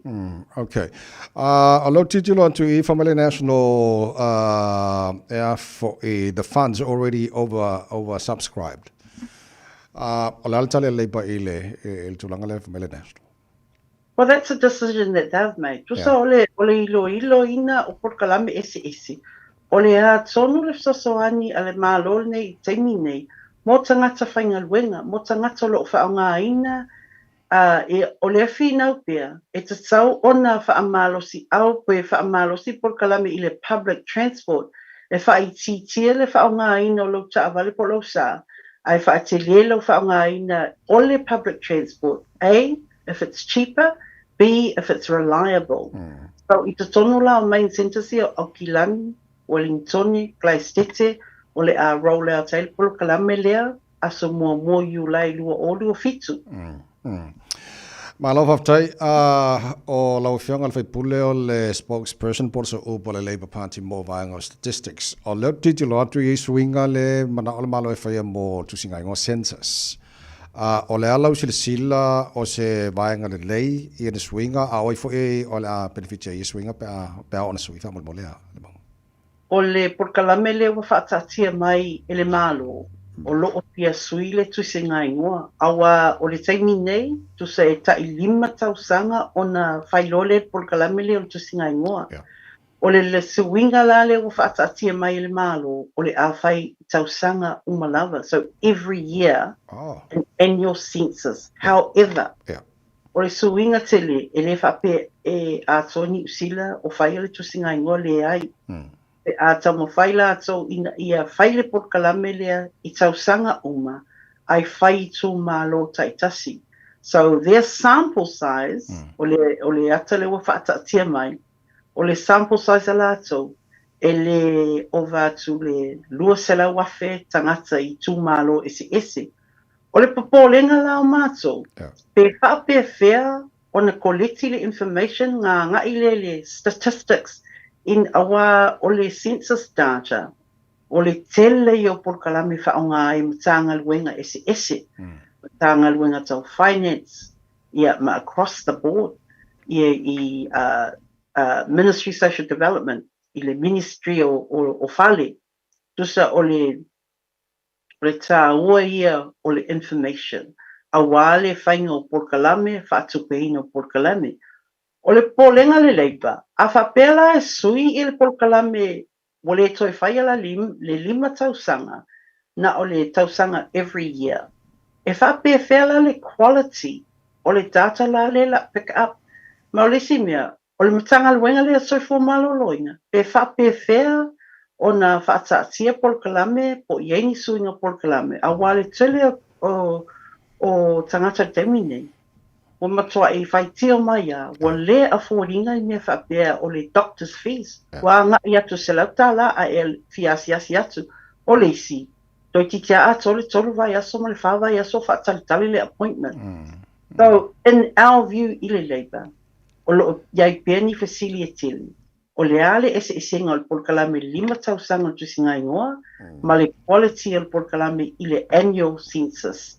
A whapea na o le the people that they're going to interview, na le luse la wafe. Does that give you a true picture I more statistics ma Porkalame o le awhatati el malo? Tusala o nisi o pōlenga ma whesili a ngā I atu el malo.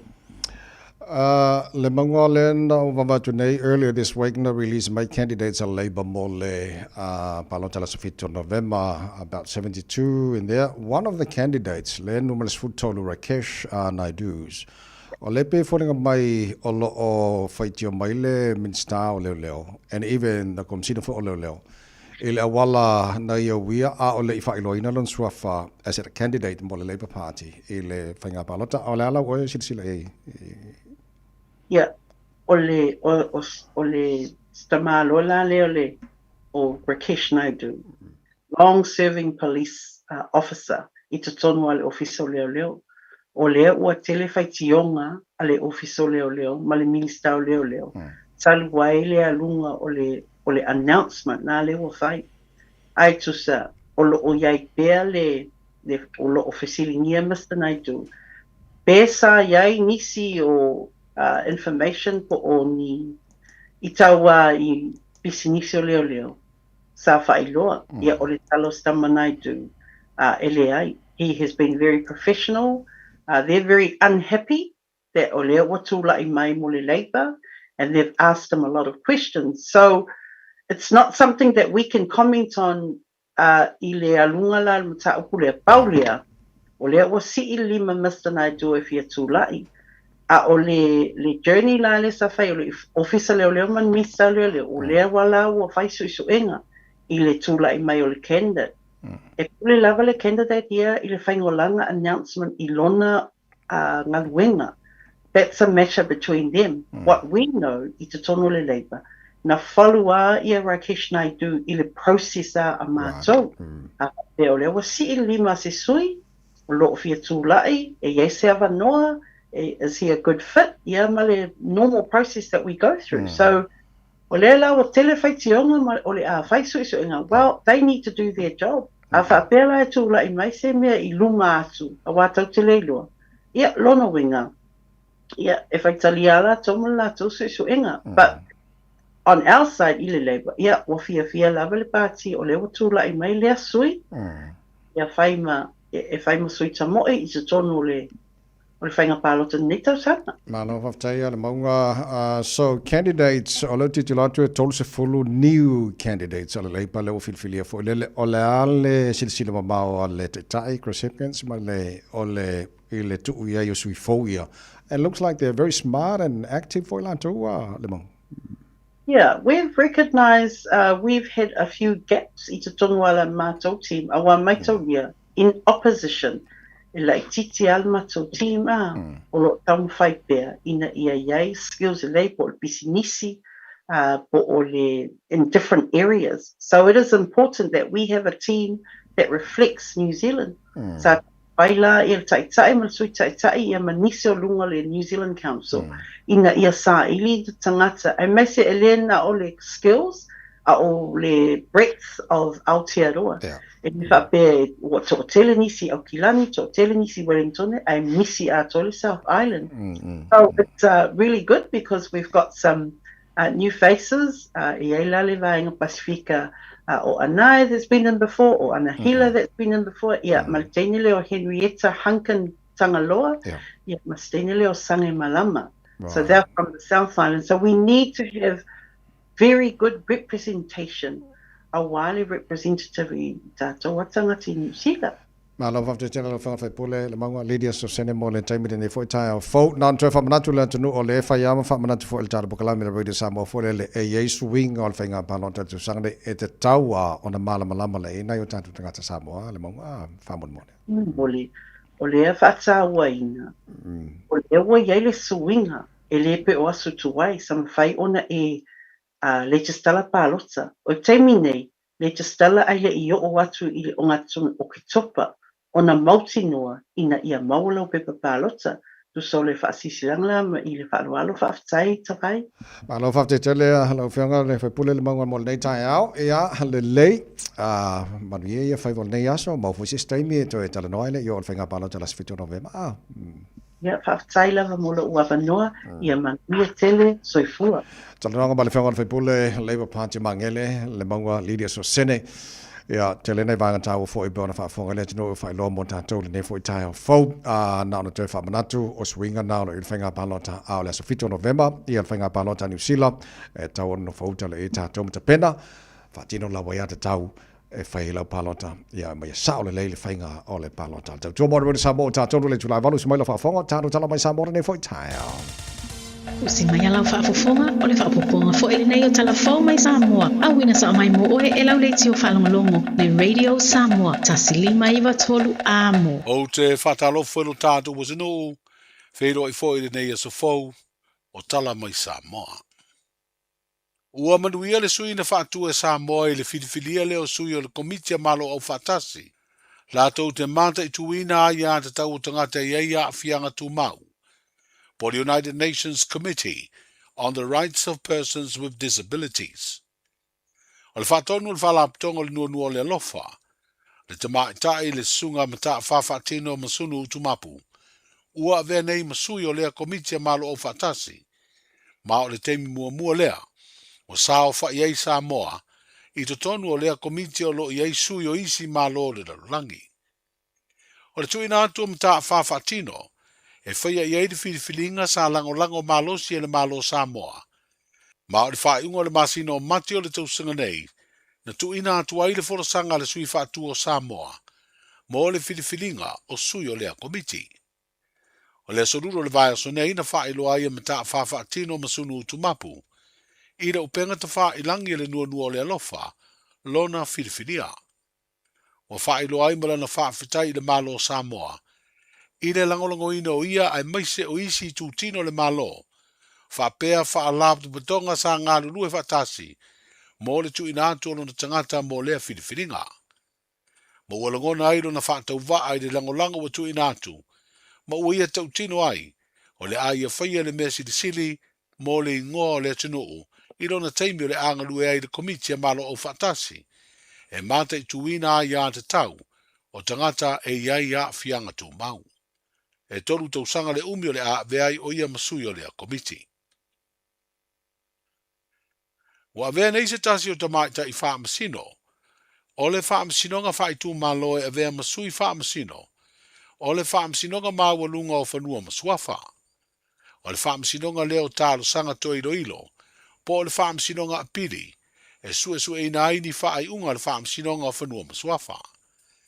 O le soruro nei va yaso na whaatauto ai le fionga le tamai te wha masino. I lumola na fionga I le ao mamalu o le malo. Le fionga atui me le li whano va le toa sua lau vi le lua. I se sauninga na whaia le maoto le ao le malo I vai lele. La ro fionga I le ao mamalu o le malo to tasa Samoa. La ro fionga ti a ana. Mai le to ere o lo fatu. E no mori atu ai whakatai te le awai la ro fionga. O whaatau te oina no ni tangata. Whaamalo whaafitai la wawhionga mare masio. Mo la o lua tapo inga mare langang siwo yo mato whaiba a whiringa. Ia aitu umai longi. Whanonga manong langang siwo. Le atang whai la vai mea ngata mai erin whai e whaawau o whaati oina o tiu te whaapau sino.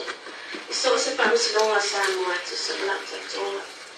After I young at late Fabio in or the mounts Matofi, Imala, Name, Moline family. It's a family bellet, what's mine or Movalawi. Follow in a was a foot. Part-time to lava. E fai ci alla part-time le film I fancy si a si usati sentiva per sé.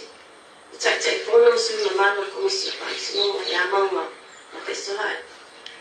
Mola auto fa tu tvanga ne c'è Sofia fa sui fansino o fansino mamma. It's a avenissio ta o fansino ta sanga. Fansino che non swappa. O le lati si a. Part-time te lava mola auto fa aia. Part-time o fa tu tvanga. Mola filia. Lawa fiona sui fansino le te. Fa pe uso matuangani a fansino ya filia. E a talisa, loa, talasa no matatia. E momoli atu la pa, taite le lava. Ilo otawa fia mai e tapo ia la pa tatonga, usanga mawalunga ai, ne pa moi. E mantua fo yuso ya si inga Diana. Masi beta, pa beto ngare mosi pa msino wa mosi wapa. Wale fa in awai mai. Alo o moli mai ala fa amam tapwa mai ne pa moi. Auto wa fia mai fansino. Ele bose lilo e se fa na tala tatu. Na venga tell your mom down back down. It is such a lonely job. And every time you tap I pass on and so my to of your mom. What it took to tala in pass on. E mo ya la fa taya auto yo ma mo la tatu mo tala. Ai mai se la mo so ma fa ma si an tani yo ma le fai. E la mona la vai fa ma fa per ma fa ma la sia. Ona lo tato ma lo primo wa. Ai me se fa tasi mai pia lo tato te ma o la. Ya la le mai pia le ali io to la una mo sa mo. Moni, ta ya. Sinia sa anga pa tai la box. Mona la una suele ne to fina ma tato ma tanga ma pa la district court. Ai aba te ko pole Marie ma pizza. We are the people's good. And we will continue to stand together till we retire. Or maybe when we're fired. Now if young I the president or Pansilong of a new Swapa Lesati, the Rapiba, I tell of young Molang Sofia. It's a being an issue time for Billy or Latisia. But I'm Molang Fasota, I am truly honored and humbled to be able to sit in a Latisia, which in my respectful view is the most important part of our people. And I look forward to working with you on it. Se vai ngore saunanga le fionga le jamai ta isui wha masino, o le wha masino nga mawalunga o whanua maswafa, le fionga la toa Rosella Viane Papali. Le masino manti o le tausanga lua festival fitu, na wha tautoa ai le fionga la toa Rosella, a o ngalue ai wha alo ia, e a vea ma wha masino le wha masino nga whai tu malo a Samoa. O le whonu tangaluna lua al komiti whau fautua le malo, mo tā penanga I teimi o whaawilawi whaafua I mātu ia, ma tusi tala I o ngātu tonu o le vai aso nei, na whaero ai le sui o le kompani o lo au mai o lo atau suau uma pensini, I lo tātu utunu, le iai o isi va suau e a whea Samoa I le masina fōu Iulai, whapere masina o kuso, ina ua mai au mai a le isi uto ia o loa, e se isi fo I va suau una whea le atunu, I le amatanga o le masina le nei o Iuni. I le pepa o whaamatalanga wa whaero ai le ofisa tu tonu, mo whaarewalawe mātu ia ma whaarewalawe tutupu whaafusei, o lo mautu ma malutia pere tu langa mau o ia o loa I Samoa, ai o lo whaatu mau pea o na yeile atunu le la sanga lanu moli po le Amber Alert. Peitai ua whaero lawa le ofisa tu tonu o whaarewalawe whaafusei, ma whaarewalawe mātu ia le New York. O lo silia le whaatulanga ino le sua umaua, na I lo le tepula o le la sanga lanu moli. Ai o tūlanga maru puipuia, I le whaonga ina le tunu o ia loa, e au ai o na whaonga te tau. Talu maila le asoluro le neiva yaso, o le kiso e tōru sfuli maaso o le suau e mawai pea, ma e whitau I Malaysi wa suau i le masina fou. E whapena fo i le penisini, fast food aso, ma le kalasini e ono sfulfa aso. O le aso whau iu lai le isi wa asu au, aso sfululua i le aso sfululima o kuso, ua whaatulanga i taunu uai le isi wa asu au, ma le aso lua sfultasi, i le aso lua sfulfa o setema, e taunu uai le isi uto su au ma penisini.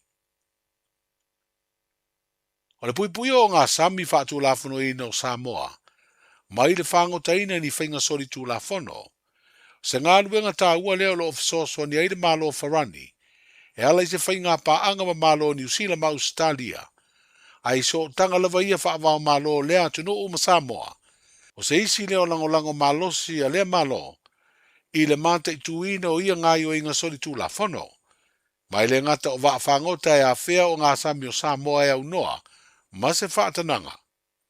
Ai o le wha o ngā o tātou o ngā sami, e whela ua iai whala au wha saina. O se ofisa sini e le vaenga o whainga whaiva o le tātou utano, le sunga ia vaa reu pena na tuua Samoa, i le masina na te nei se vaa lele o le fitafita Farani, whaata siei masui o le fitafita o le sami a lea malo. Mo se ngā luenga na siaki ei o ngā sami uma o Samoa, i se tau mawhainga e mata i tū ngai o inga sori tū la fono, i le whangota ina e vaa whangota te tele o isi e tano. I le pepa o whaamtalanga mai le ofisa o le malo Farani e pia, wa whaino ai o se tasi leo ngā luenga, o lo ofisoswa ni ai le fitafita o le sami a lea malo, i se whainga paanga, ma le ofisa tū tonu o whainga whaiva o le Pasifika, o lo i le atunuu o Solomona. O le awai o le sunga ia vaa reu pena i lea ngā luenga, o maua i malona si la fia i tūlanga iao na te pena i ai, mo le pui malu o ngā sami o Samoa, mai whainga sori tūla fono. Talai o le na iaso o le whaatawhiti o le ngā luenga, Pui lo ainga i le tau malulu, au e te whaatali. Whaatonu nei loa lo tui ar fulu, a whai ngono li mau tau sanga pe o vatu, pe maua o e singa se tū mau, mai tanga, po o maua foiso o alo i singa se tau manawa. E ma whai o na whai e fua lo tui ar fulu, tanga iane i le upenga te whai langi. Book myvaccine.health.nz e vave tui whai ngō fie, mo whapesili manisi whamtalanga, really mai le vaccination helpline. O valu se lau, lua valu lua iwa lua ono, o valu se lau, lua valu lua iwa lua ono, po o le fono, o valu se lau, tolu ono, ono wha valu, o valu se lau, tolu ono, ono wha valu.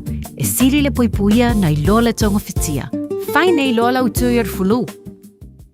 Talofa, we're the Katinas. Talofa, this is Pat Lam. Talofa lava o au lapi marina. Mau pelo li tio. I le Radio Samoa tasili mai tolu amo.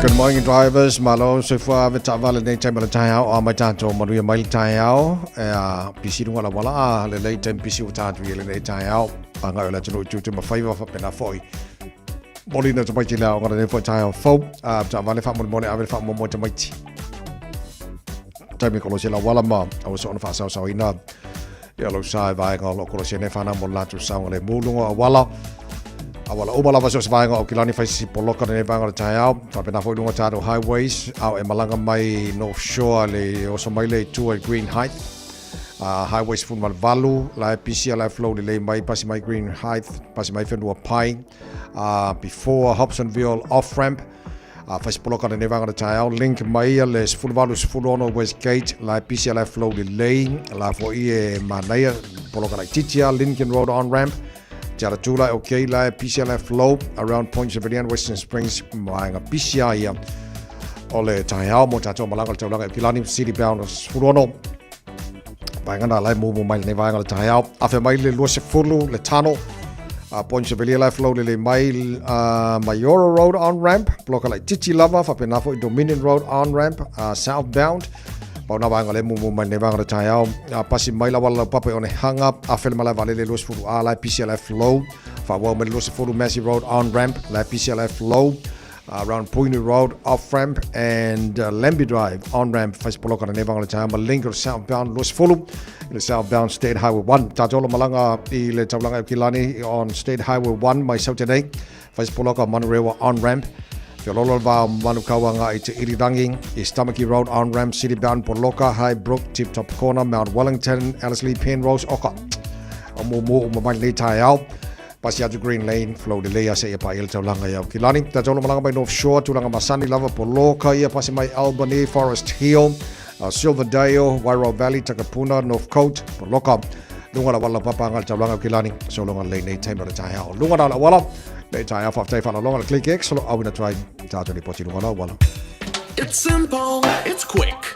You're closer to families. Sending money's now made easier for loved ones in the Pacifica. New Zealand, Australia, to Samoa, Tonga, Fiji, to the Cook Islands, to Vanuatu. Connecting Pacific families. With ClickX, you're secure and safe. The lowest fees and amazing rates. Now helping home is affordable. ClickX with a K. Reliable. So sign up now with ClickX. Let us help you help home when they need it. We are for the Pacifica. We are ClickX. Dalo fa Samoa. Wa ule ne yo kasu tialu. Awal suia ngila wa ule kio. Aeva eva mai ina se fudu lima iva kolu. Amo Radio Samoa. Vevela a.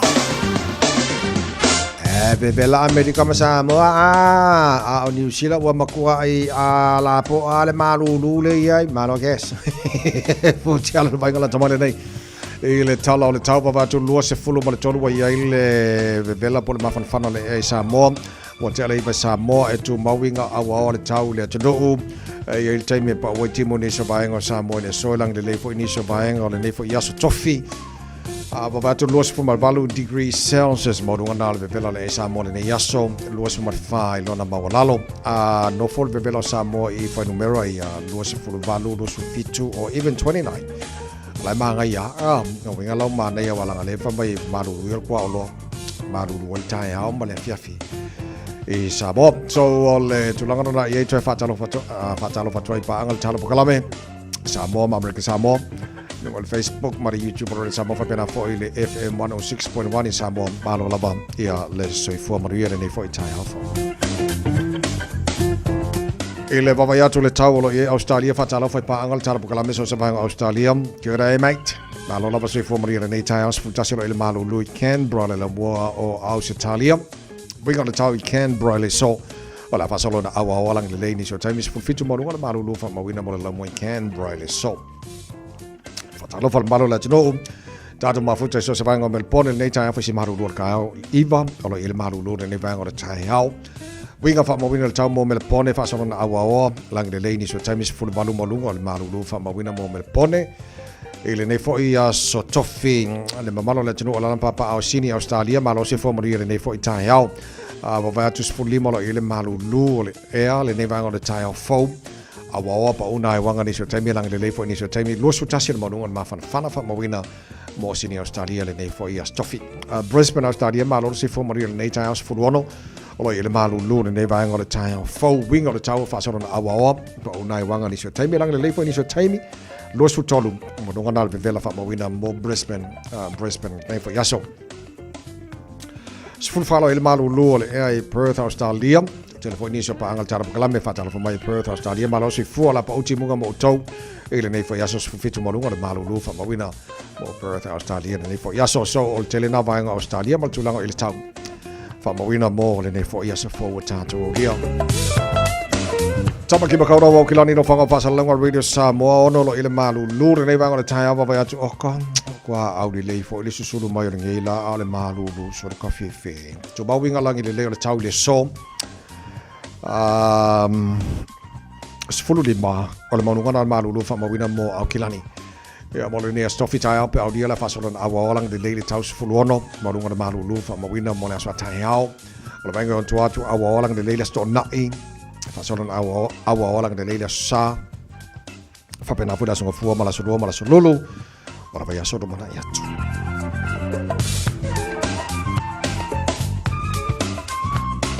Whapamonga umana tu ina mai lawa tau le nei taimi o le tai au le tautua mo o le Radio Samoa ina ua se fulu ma le valu le wati ai nei le tu la valu whatawhiti o tatu tala mai Samoa le nei fo i tai au pe ona whaafonga le tunu o le atu e whaasalawina mo e pēr tala i tu la se fulu ma le lua i le au auli o le so o le nau e whaafonga mo whanongalongo o mena alo tupi Samoa ia pe ona le patia le nei fo i tai au fau usmai lau mai mo ma la whaafonga whatawhiti o le vai aso tatu mo whaasami mo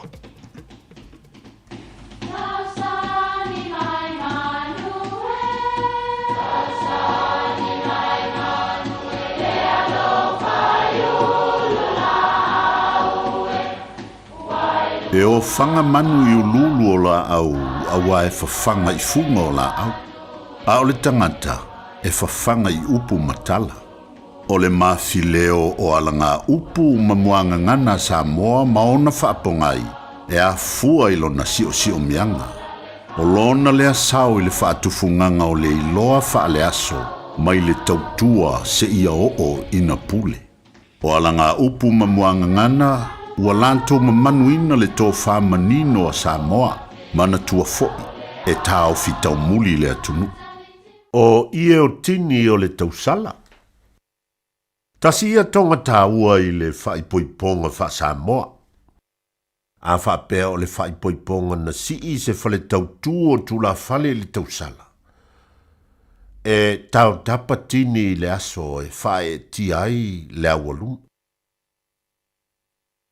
Ai ale ai se whale tautu na si ia, e le te tau la o na tautapa ni tini. E le ai fo ila ni tonga o tini e whaia, pe a tali tonga o le paolo. O le ia e whaia i tonga o tini e lafo i le tula whale na taulangia tini o le manaia. E iai tini e tōlua tula whale e taulangina. E pei o tini o tole a foa. E te tau fo'i la o na lua ie, pe silia tu fo'i, o ie nāra, o tini. Ia, pe a whai o toi ai nā tū i nei o na pō. Ia manuia lau whāsau saunga.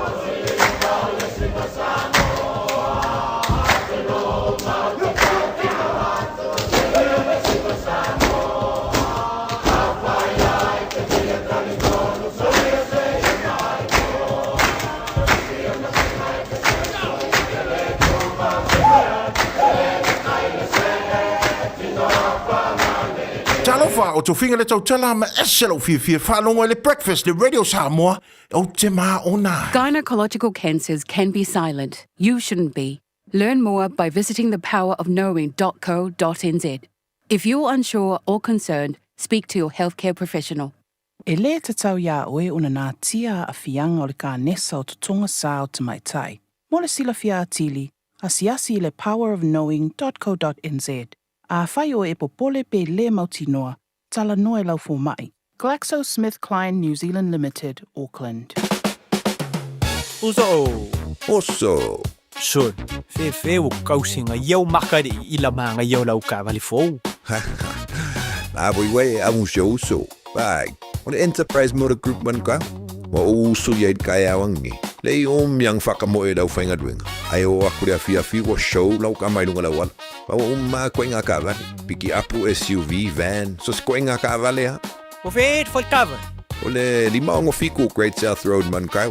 Pe vile le over se lau lima o dua konfa. Enterprise Motor Group Manukau. Sa ili, fili, ma ave loa lau vale. Tanoa! Mawa el fapito al fale o fole tanoa. La el fanau. Eta I los furutala. Of tino ali imatama. Uata I los furutala. Limas fulposene to ese beltaola e tinama tamaitai. Air. Susuma ilo ile tasi lima iva one hanga mall one hanga. Pe fafso ta imai ile lua tasi fitu. Tol fafa ono. Tanoa.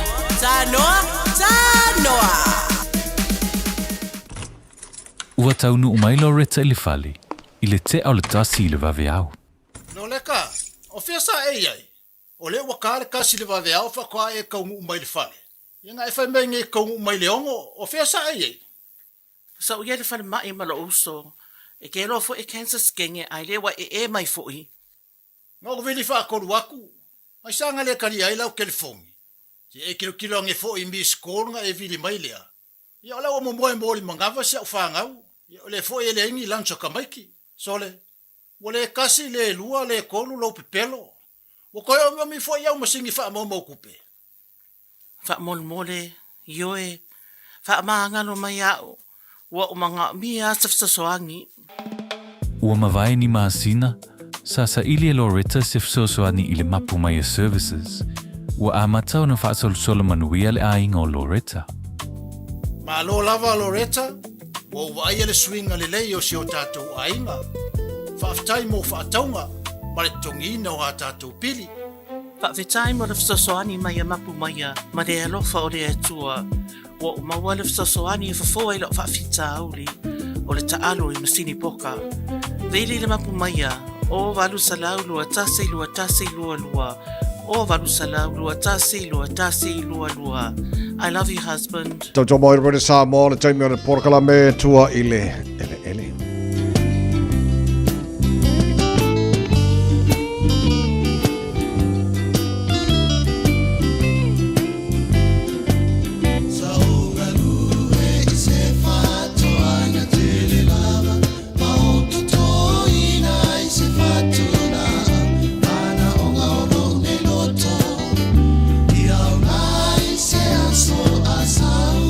Patalo fal porkala me ile mamalo le tunu fia e fai le fato anga e to le fato le la au ma le fa moi e fua mai tai au ma tua e ta to le tango ta tele se fua nga wata tu e nei porkala me ma ole tua ile ele so to le pro pena ko bati ma te ma le fua tai au to le ma no se fua mo le tai au to le Hello ma lo se fua Oi, malo se flasunga vai fa pe fole tau sala ia fiona ia ngano mana fa pe fon tatu office fa sala fa talo fol paie mo malo sa mo lo fa fonga manika ia yo tu langa fa lo prupeina fa malo se fo mo langi mama o sul malo silla Sole ai saori ya o quasi sul banga ia ia fonda okay le lei ia maneia o le la le e maneia to ia nisola au ia kai mi fo e prune fo nisola au Io, termine mantua vai semili, au tata no, lo tata la ina vala o mai ni skola se me film na mia. Au termine to ia Jesus ko nga kapi sila kapi sila poto, o le lettuce, broccoli, cauliflower, Brussels sprout. Ma ko hol kamlo Brussels sprout pin ka mai kapi sila poko e ka hui. o le malosi o le kamanga. That's a very good one. Yeah. Ia kamanga ia mamel seleli mo masinga fania ko le yang singa ma lenga ngila pokoko. O le kale kamanga le fa le kulaka. E fa ke soko mo i fa vai mo ia le kale. E lu va se wo ska ku. Ia na vai lo le a to la te fa inis. Se yo kangwa mat ka lenga sen mai te loin fain mai mo mai le tunu olo lungo ta to Facebook mo di YouTube. Ora ngala wa lungo ka screen ia le ole fa milinga o kusol fa milinga le ole. Agyang senga. Ya na agyang senga. Okay. So agyang senga so le la o vatu o tup o so ta tup. Ole. Ya o lu va so nga fa ilme nga. Wow. Wow. Yeah. So vaso la las pura sulus fulu. O la so nga makenga ko kamanga vai kai fa ngisi le va o le singa ni le singa. Yeah. Ole ale mele pito la le or container fa mon molea ole bai. Ngale vai ya ngale fari lo le afrikali le vai. Okay. Ngale vai ya. Ya ngakuno la le umia le mai lo so mai o ta tu pu ngai. E ku fa mala malum kuka ya e ro vai so ai so lo kamanga. Wow. Mai. Okay. Le so le la sounding la to wa le wa ready to te me nei a. Yeah, already so in fact ko ni la pupu yungi makainga ko masinga ko ni ko ye ngai le ni la pupu ko le so sa wa fa mi sa fa tu tamana to no le palpala. Okay. E pe ala titilo teleo fale la au fo le supermarket. E yang e ka wali New Zealand garlic. Yeah, sa e lo ko inga ole singa le mo mai singa mai mo pepa papai. Okay. Ale ngi si le ka ka ye le ngi si le ka New Zealand garlic. Right. Ya ole te singa la New Zealand garlic ma losi ma ku le ngi singa. Okay. Ole te singa la ngo ka ngo fa ka ko ngo le ngi mai singa. Last year e mo ye ole fa le ole le e ke le mai o ngi ko sa wa le mo i ka sente ya pani ma ta tien ya le ngi si la nga e fa piku mo ko ngo. Ole te singa la nga me lu. Okay, so vengo fialto inole agyang senga. Io nga fa pe foi kile mo fa ko fikinga nga vai ya ko lo la ele fa pico la lo le pico ile fa pico lungo le pico mai. Okay, yeah. So ola le umi fatari ona ready le. E ngo masinga e have si yang wali pa ko ya yumi. Right. Okay, magaya. E lo mo fia wa ready wa fu ma lo le la lo o kumkum ia nga have so la ilo kamanga. Yeah. E magaya le wala so le ko ngo fia for ko ngi me o kali yo. O ele ko ngo fia e ko nga ko kali ke fia o kali ki ele a lo so pe pa lo ro. Sorry. E o ya el bangala ko ngo kali za bangala ala ke pese fia o no fa ko. Ya kamala nga have so kamanga ma ya I o fa ki sa ma ya fus fa ka sin ka lo fa ka upi fa sa vili. E nga la si kamanga ya wo ma ya la ku fa ki merkau fui ya. Yeah. Pa nga ka se me va penga. Wow. Mana ya le so ole tulanga na ya ita to if you fear to ye le aniani saina. Ya wa ke lo la ma yo le ngeng sengo le ko ngi sila Io na ole ko ka me nga ko ka ngi sila ole ma lo si lo taste. Okay, so le toina na tātou aniani saina mo tātou ia e fia ko mangai ranga he ko I ka ko ka kiringi sufango tātou I nei ole pruning on iso la au fa mo le Ia sa o temi o apu o pea o peaches o palamu o temi lenga ke o la o kila o temi la e o ki ese la e putu la e o lo ia le sila la ese la ai fa vala fa ale ma tu foi fa mai makale fa mai sulu fa le o le vin mo ni auto la fa mai su la fo ele fu ki pese ya na ya kamala ki pese la le ku sa lunga ma fuanga o e kuanga ele le su le la au le ku sa fa ngo fi ka u la le fa la to nela ya se la le tu sa lunga encourage la le fa la le auto fa e fa sa ala fo la le la to yo ta fa bala la titi fa mai wa ala titi la fa yo la ola kele ya me ai mo la le to bala po ai fu ale nga kele fu kele la po fu mane so ki la fa penga fo ya ficho a fa lo mo fo lo ficho fa penga ke nga o puku kele ficho ya la ficho ya fa bala inga ya fu kele ya me si me o chile le mele o ti se la ba se va se lingi po se vai e vali le manu ala tipi ma fo nga awani ulu sia male ma fo mo multai back po le pe o le ngala right so mele ai lu vaselingi po le vai okay so ole te wina na tato la awa te lo le ke lo sila aulo pepe fo le yor ka mi le ya lo to lu la termine no ulu la termine okay so ke mi le la yor kambanga okay le le tangata na fasili mai ata o le fo so so me fa mon mole a la so ngatu le pa fa mai o la wa le fo wa ready le mandarin te mi le ne fa me so ma le mandarin le siang ai le so ma la ko o fa o le po ka le sa ka su ka le lo pe se tu ainga la nga se tu ainga o le si tu ainga ka o le Clementine e maloro ole set suma e fengo fielo na fo elo na pa o kamalanga mo ready ole Valentina elnga ngai e penga kang po pa later it comes later ele ready ele o kemi ready kamalanga kele fa também o sai pe fa ele pula ele sumela nga ki nga morsenga ele yor kai me pula le right ko nga le ngo fir pa o ready kemi o tsuma ola la mele sumo di ele pe fual to inga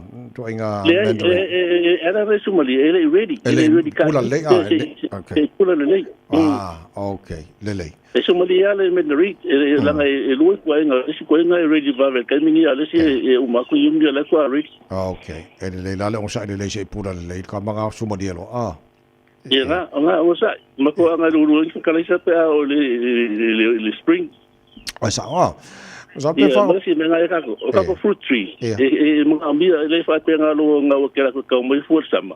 Ale am sa nga nga fa ye ko sa nga kele o me yesu ale sa lu le sa sele ale lu se me ai palpala ma ko ai ma ya la o ye pa me ai palpala ya so ma ka sa nga so fa penga fa le ko mo palpala ka penga palpala ko wala e ka wanga ka wanga mix compost lu ese kalaisa general purpose fertilizer so pa ka mo palpala inga ia ola ia la okay le so ele ise ta ba lo yo lo mal mal mo lo fai fa ko angal kula ngo ye na te fa na tu ka ko ang senga le ko ko ta te lu ngole foi le yo tam kamale ka nga lo mai ba kan ko kai mi ngai ma fa pe si fi na mi o melele mo ya ma o la wa boka o la ku ava o sasalapa o vai mga saka la nga ingu nga mortino afa pe fi mga mi ya vala o mai ya pe sume e fo mo le pay leaf ma ya so ya me nga le mo pe fi sume mai ki mama manga le la po ka ro mama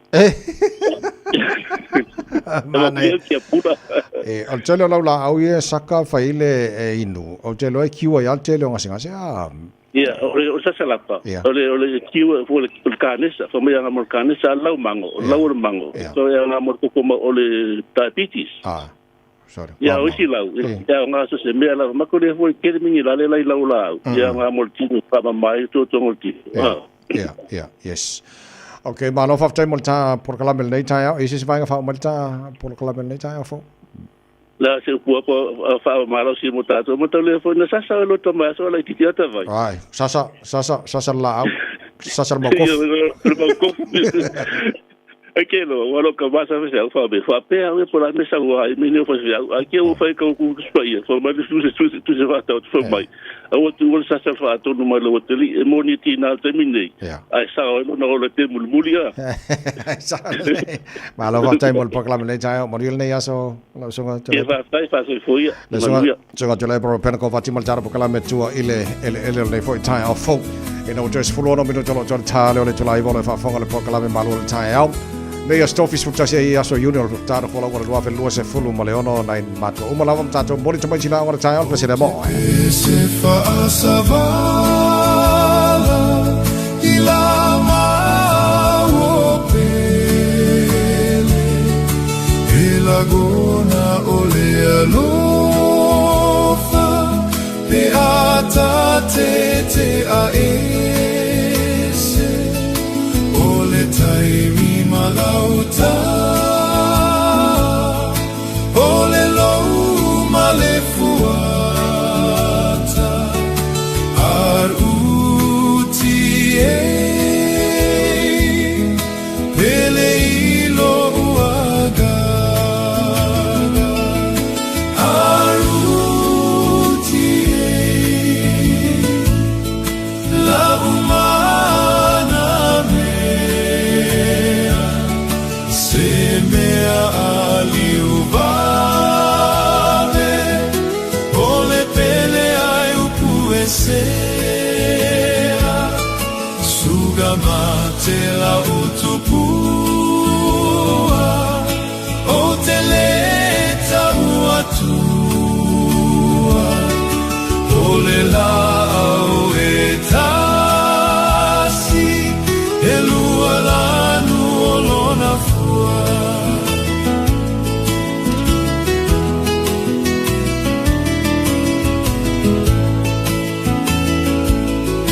tu i fafo se i mate le matagi o loagi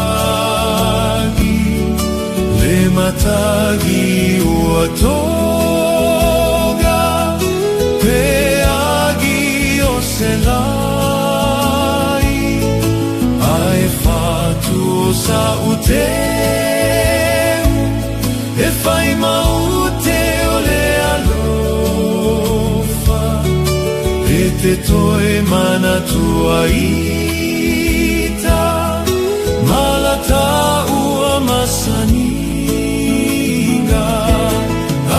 arutie la umana mea se mea aliuvave o le pele ai upuesea sugamate la utupua o te leta uatua o le lao etasi e lua lanu o lona fua o moe i le po moe miti o foliga pe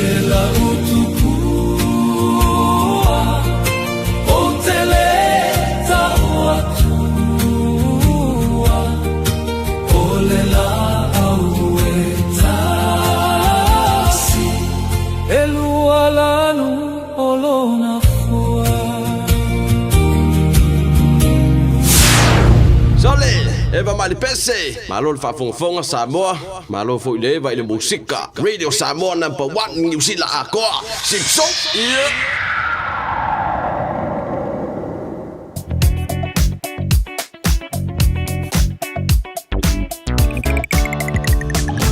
Tawale malo le foi o mai tato de nei tai ao a manuia le late malo le on site o lo tumo de pisi tele o buying o wala fa pena foi lungo tato highways lau felo mai pisi mal full value le malang mai o green height yo so mai le tua le link mas full ono mana ya la flow de le ya link mas full ono la fo mana ya na o around Ponchevilian Western Springs got pawanga o buying a city bound Sfurono la poloka male nevanga o taiao afe mai lo se fulu around Dominion Road on ramp southbound poloka nevanga o taiao pasi mai lo one hanga manaia pasi mai la wala papa fes poloka la titi la pasi mai la wala papa afe le malanga mala valele mumu mai fo malanga mala valele lo suru a poloka fo nevanga o taiao fa wa mai southbound lo se fulu Massey Road fes poloka la titi fa na fo Ipuni Road and Lambi Drive around Rainbow's End Male Lincoln southbound Louis Fulu the southbound State Highway 1 faz poloka na nevanga o taiao around Highbrook Tip Top Corner Mount Wellington Ellerslie Pin Road City bound State Highway 1 faz la foi poloka na nevanga o taiao la felo lo malanga mai o North Shore nevanga o taiao around Coolmel and Whenua Paino ki kiloko le mumu mai foi lunga na la wala nei time o taiao after bale malo la foi malo on sai ele nei taiao o le tu alalo mal famnatu ale por kalamel malo le taiao le sabo saunga le mua oilo fa foina ta vale saunga le mua pase se lo tono ta vale lo e fa foina mar saunga le mua ta vale feo so sabanga la wala lo ole ai malanga de nei aso o lo o io ao. Thank you for choosing ClickX. Hey, did you know that sending money home to family and friends if I'm the ClickX? By Australia fa per New Zealand tu pera for my no ai. Upolo sa vaki manono apolima isamo nei. Simple with 4 easy steps. Sign off here, ClickX. Sign up now or log on. Select Samoa o Millicent. Ainga will receive in no time. But don't forget safe and secure. Saunga lemu oila utautua. KLICKEX. Nanga fa atua tuaina.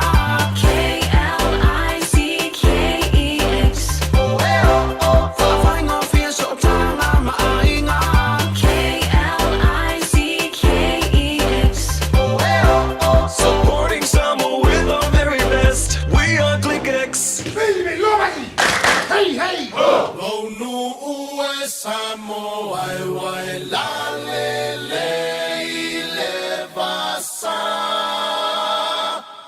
la le le oi inu ole vasa.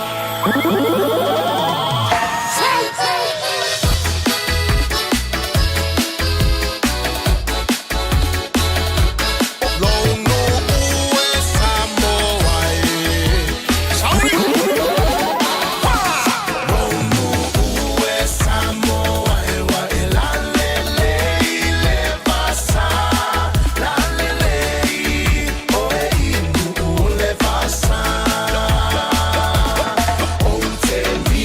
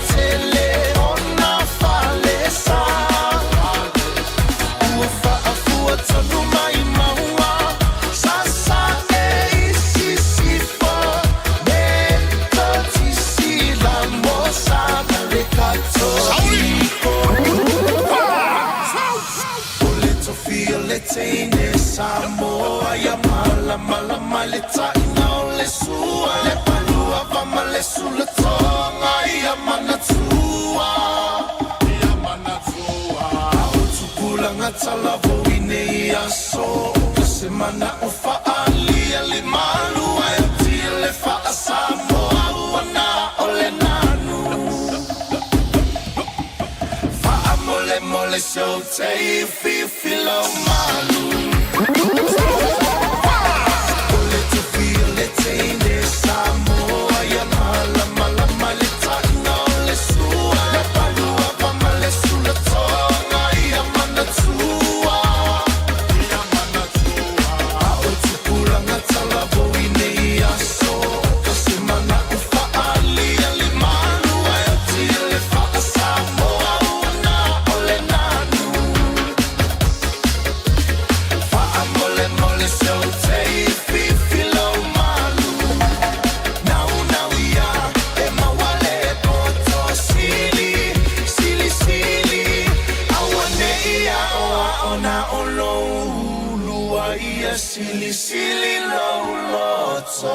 Waino mawhaafi whianga o te tae ao e no o te tolu mole awha mino tolo o te tāle o le tūla e iwa saone mai mō taru tala fau sunga se yuli o malau pe a mai a whaafi whianga pati tali mai a morning tali mai a o oilo uau sei wha amalu ai lo uma fau fau wha amalu ai fo ilo tuina nau malo utau wanau Safai o e mau o anana fifo I male aso Nai o inga wha mawalalo ele wha angalo Afai e tele fia fia Alofa matau mawhai Afai fo I ele ai Pelea se itali mai Wave pea oi ilo anganga O oi funga fai mauanga sala Peo se avenga ua mamafa Ilo unei o langa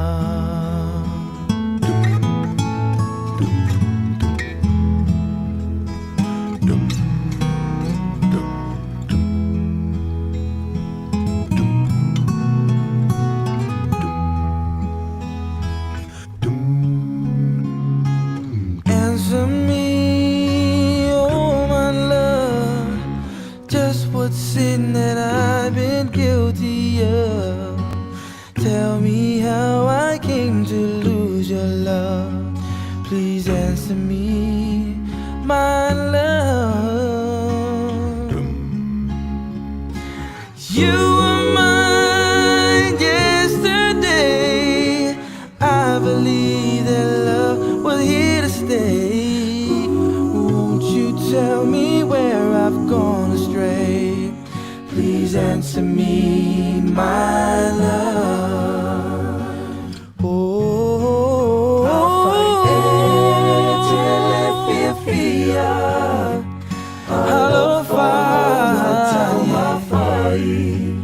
I fight for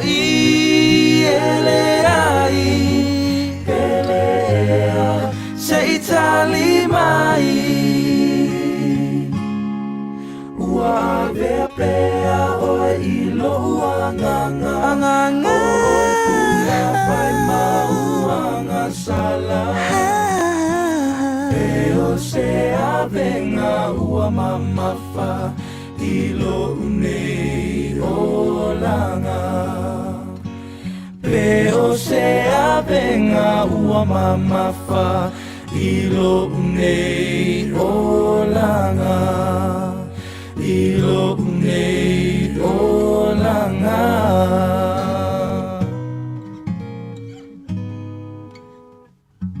Talo for Samoa og Mr. Cowboy Lenny. Far for funger med mig mor mig bær i Radio Samoa. Yeehaw!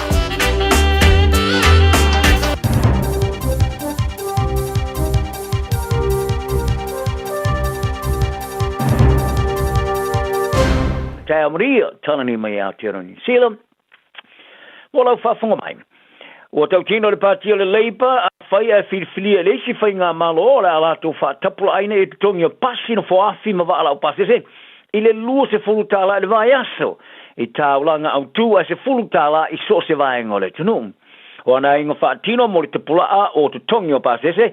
Sa wholofola ina le aso na nafi o le ato e tu inai tupe i tanga tangata kiwi. E mena whaari ai e te iulu Chris Hipkins. Sa ia whaai loai o se wha mama a venga moni lea li tonga tār soi whanga o lono winga. O li tonga o whio pāsese mō tangata whio ai. O le a tele i tupe toe i le whai ungo le vaso. Ma wha tinonga o wala mo whila o inga mō tangata lau tele e le lei mō tangata uma. E sa whai lo foi. E iai nisi o tangata e pe o ila tuene nofo i nofo ngai tua e au noa mani pasi mani nofo awhi e o iai. O le a misia le wha mama a venga. O le ata pula aura tonga pāsese le ai wha mano sia le sumo mo i ulai. I le lua whemare rufu fitu, e lua sefulutala i au Kilani, Wellington, e makalestate, ai se fulutala isi vai ngore tunu. O le ai inga whaatino e whaarua i tusa mare ono su 5 miliona tala, i tusa ngai tasi, ma whao ngai i tasi pasene o whaatupenga o whela o inga i lungo ele le tunu, po le National Land Transport Fund, e pena whaari ai Hipkins. Whaari ele suiso upu mo whela o inga tangi utikere. O awala o whila wa inga mō tangata lau tele e le te tau ana taungu tā mō tangata e le ngā whatia ina. Aore tai tei whono o le whātou sina le pātia le National, Simeon Brown, o e wharia. Mo tau mu whaia le leipa e whātou whalea po le bribe, i a tangata rim sila i a lātou lava tupe. O le pātia whāporo kikira i titia le opportunity i le tei whou, o i a tā o ai le pātia ale, pe o i a tua ia le pātia le New Zealand First, I le tau whaita alo mali tuanga vale, mali tu tomo tau whainga wha porkiki, a New Zealand, ma ia whai joina ilo lato so tanga ma whainga wha businessi.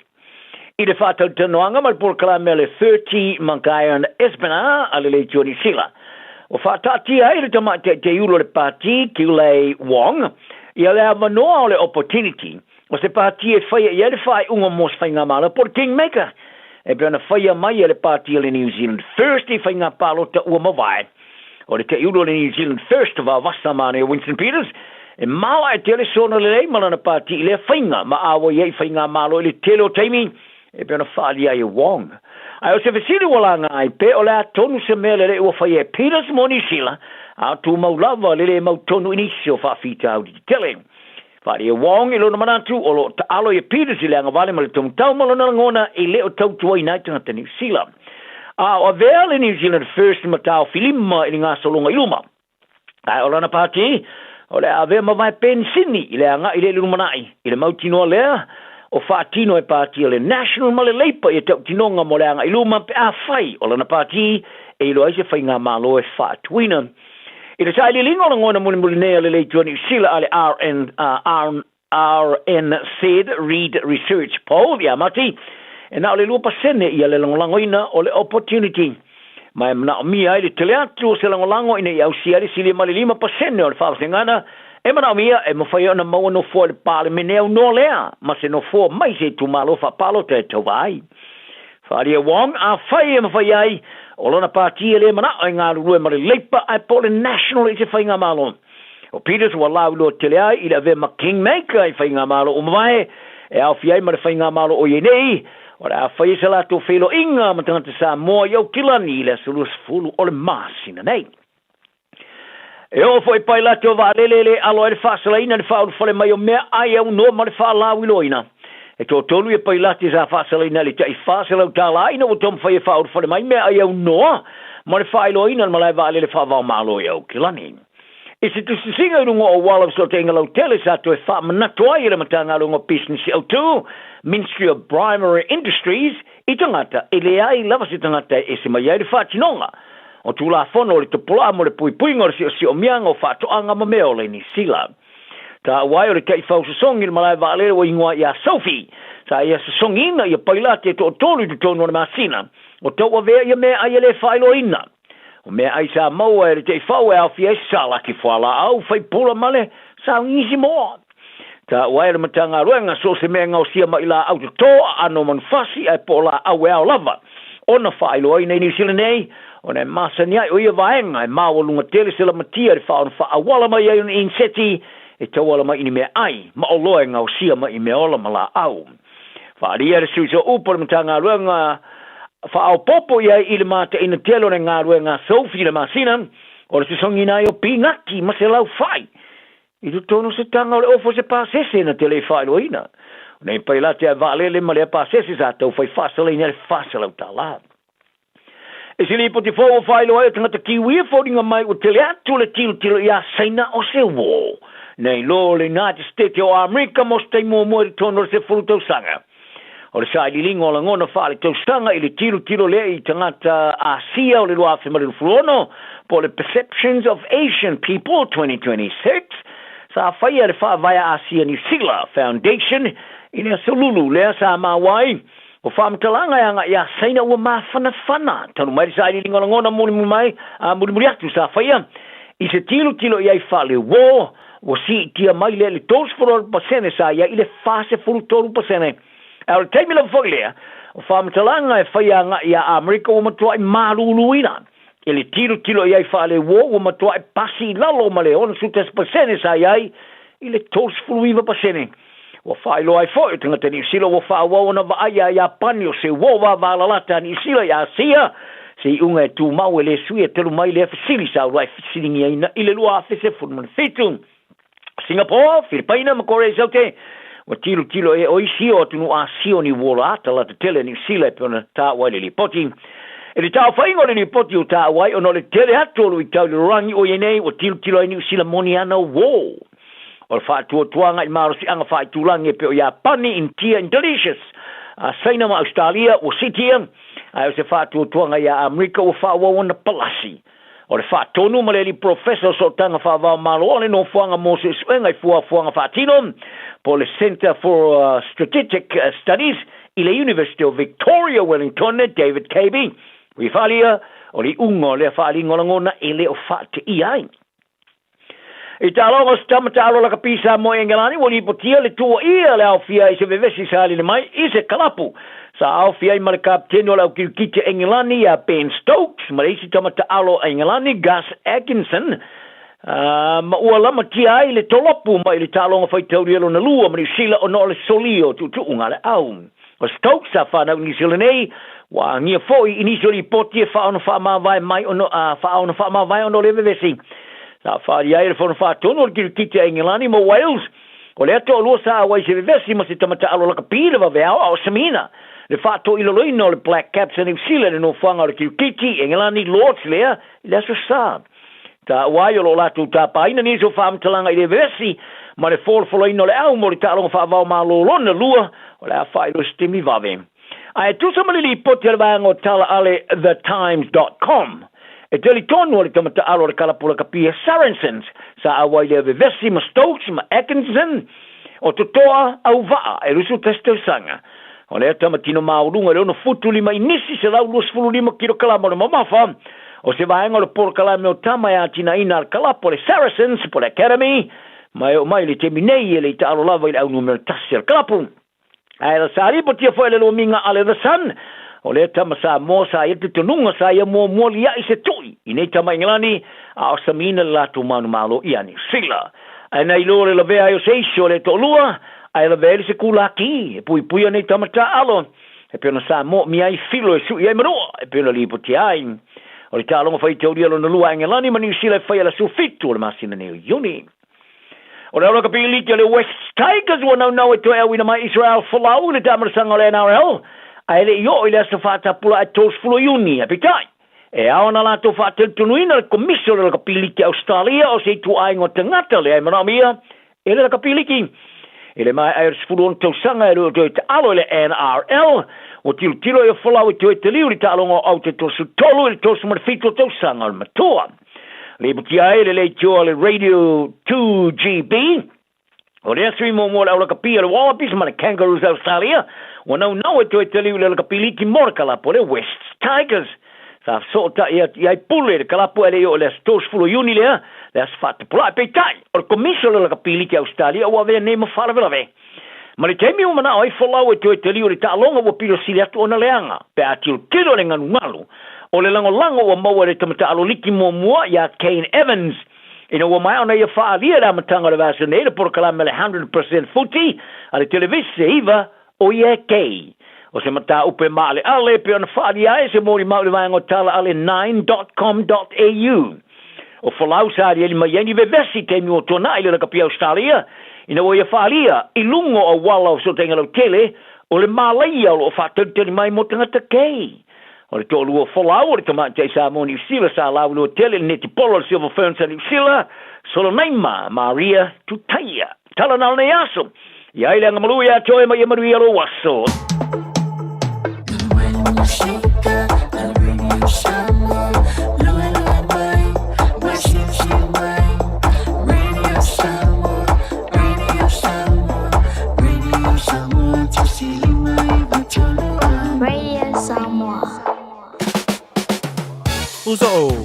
Oso. Son, fe o kausinga iau makari ila manga iau lau ka vali fou. La we amu so. Bye. On Enterprise Motor Group man ka. O uso yai kai awangi. Le yang whakamoe dau whainga duenga. Ai o akurea fi o show lau ka mai lunga lau ala. Pa o ma koenga ka vale. Piki apu SUV van. So koenga ka vale ha. O fe fol cover. O le lima ongo fiku Great South Road man kau. Pe vile le over se lau lima o dua konfa. Enterprise Motor Group Manukau. Sa ili, fili, ma ave loa lau taavali.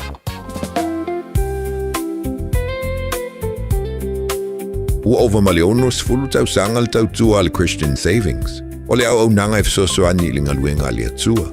E ala ile lango ina o le fausi o wha le tapuai, o mautau wha whianga inga, wha apea le wha atau, to e wha fau o mautau ngā luenga. Whafsota i mai le emaili info@christiansavings.co.nz po le telefoni o iwa 5valulua o tolfitu, o iwa 5valulua o tolfitu. Tātou ngā lulue whātasi e whaalautele le malo le atua. E hiai inga whapitoa. Ua mawhai nei o na whaatau wantu tōpapa le Digicel i lunga o le upenga ta whailangi a le ClickX Pacific. E mawhai fōi o na lafo eise leni i le MyCash a le Digicel i Samoa, tō ngā whiti mawaru atu i le na o le 5 tā la. E le leile reiti aso taitasi ma e whaingo fia fōi o na e listalai. Asisiane i le clickx.com e lafo aisau tapap a le Digicel. Pe lafo i fōi sau tupe i le MyCash a le Digicel Samoa, tō ngā whiti mawaru atu. Morisi whamtalanga vla au le olua tasi 5 tolu whawha. Olua tasi 5 tolu whawha. Kia ora Aotearoa. Good news. The starting age for the National Bowel Screening Program has dropped from 60 to 58 years old. You don't need to do anything. When you turn 58 or 59, you'll be sent a free bowel screening kit. Happy birthday. Even better, you'll get a free kit every 2 years until you turn 75. Bowel screening can find cancer early when it can often be successfully treated. It's free, quick and easy. Bowel screening saves lives. When you get your kit, just Aloha, we're the Katinas, and you're listening to Radio Samoa on 1593 AM.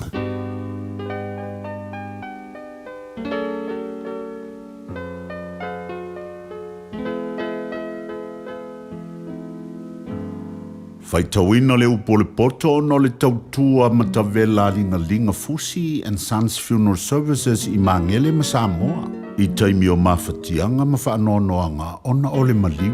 Mana tualinga Fusi and Sons malana au nanga o le a whaamama avenga atu mo oe ma le ainga. Wala au I le telefoni 255 tolu o fitu.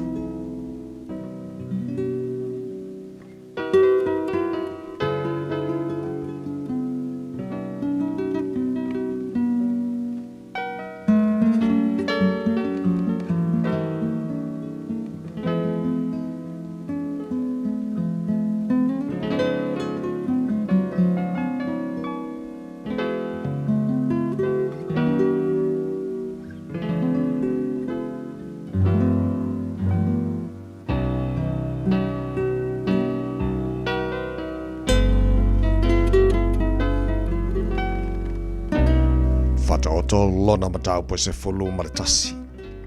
Faita wina ile upole poto na nei foi tai alfo. O fua fata utau fai mango. E ino sia ia ele ali i.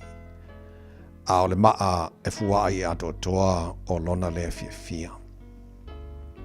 A saul fa molunga. Ona sa wele ole maa. A o ia ile poto i e fa maulalo. Ola mia sa o ai wa mio tonu e te ina i lato. A o le fa pio e a mio le tonu. E fano ai i lato. E le au ngale o loa i le aso le to sa. A o le mio tonu e la vea i lea na i le oti. O le mio tonu a le o sao e fa lau le ina i lo na ala. A o lana mio le anga e pa ua i le wa mio le anga. O le amio tonu a e amio sao e lave ina hai lantou. A o e whapio pio e maua i lantou i a lantou amio paa. A o tili tangata amio leanga ua whano lona whatua tuanga. E whano fo i le whamoe moe o le tangata amio le tonu. E lave ina le amio tonu ai le popuanga. Ai sau le amio leanga e sui ai oia. O le ngutu o le wha le matau e whanoa i le la te tua oi. A le poto e lawe ina ai e a mio tonu. Mo ori le ai pe a manuia e a mio tonu. E ofo fia foi pe a whano e a mio leanga. O le wha manuia o e a mio sao e wha mamanuina ai le ai. A ngutu o e a mio leanga e le peti ai.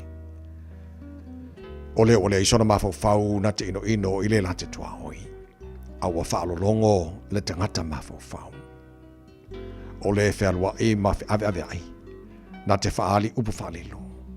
A o le ua loto whaamaoni na te tanu ma e le upu. A le ai se pule. Ua mala i le nuku. A o le tō telo whai pule e saunga le mu wai. E matuati ngā ina le ua whai mamoni o tangata ese. A o le ua ino i e whatango fi lima moisi. E file mu lama o ia. E mawale mamalu e whawhine matango fie.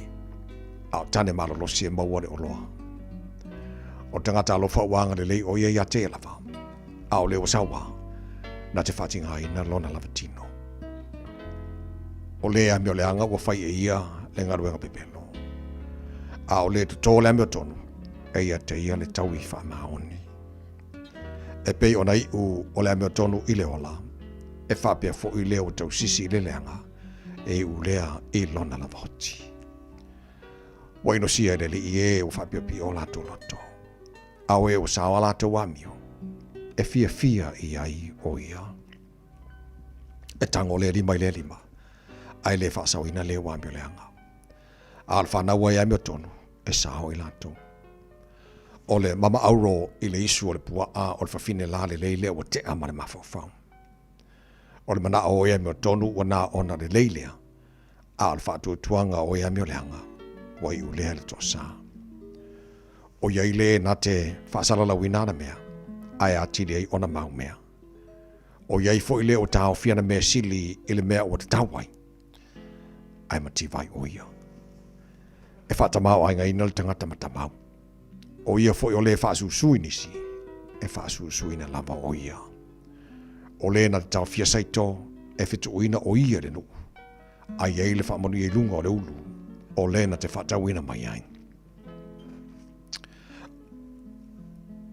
Le na saili ili le lei na te sailia le alofa. A o le na te sailia le leanga e o lava lea i a te ia. O le whatua tua i lona oloa e pa u lava o ia. A o ia mio tonu. E tupu matango fie la tau pei o lau la au. O le na te whatinga ina lona ainga e whai mona tofi le matangi. E au na fo le vale i le ua poto lona loto. O le fua o le amio tonu o le la au o le ona lea. Ma le na te mawanganga e poto ia. Whauta e tau ia le amio tonu i le lalolangi. E siri foi o na tau ia o le amio leanga. Ma le anga sala. Ua awina atu le upu o le poto i le nei aso o no le langolango mai a linga Fusi and Sons Funeral Services. Ua mawhai o na tu whātasia o nanga tāla whea ngai i ni tautau ngō fia tele. E fso soni atu ai, a o whea ngai oe ma le popole ma le whememea. E mori whātasia atu ai ma wha mai senga, ma wha mawhana whananga mai a linga Fusi and Sons mo a inga uma o Samoa ua whea le maliu ma le oti. Malau mai loa ia lingalinga Philip Fusi lingalinga, to ia whaapō lingalinga, to ngia si ulavea, pesusu mai i le luas fulvalu Canning Crescent i Mangilo.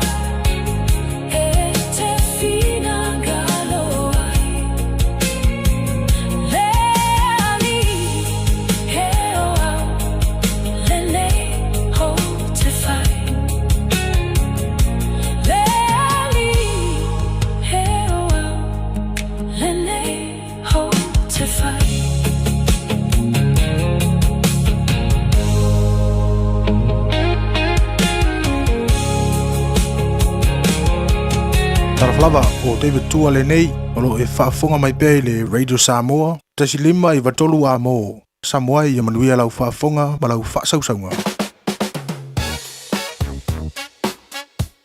Au kilani i saute, o sa ili se Samoa o e malo aing, o le Enterprise Model Group manukau o lau whale taa vale wha moe moina.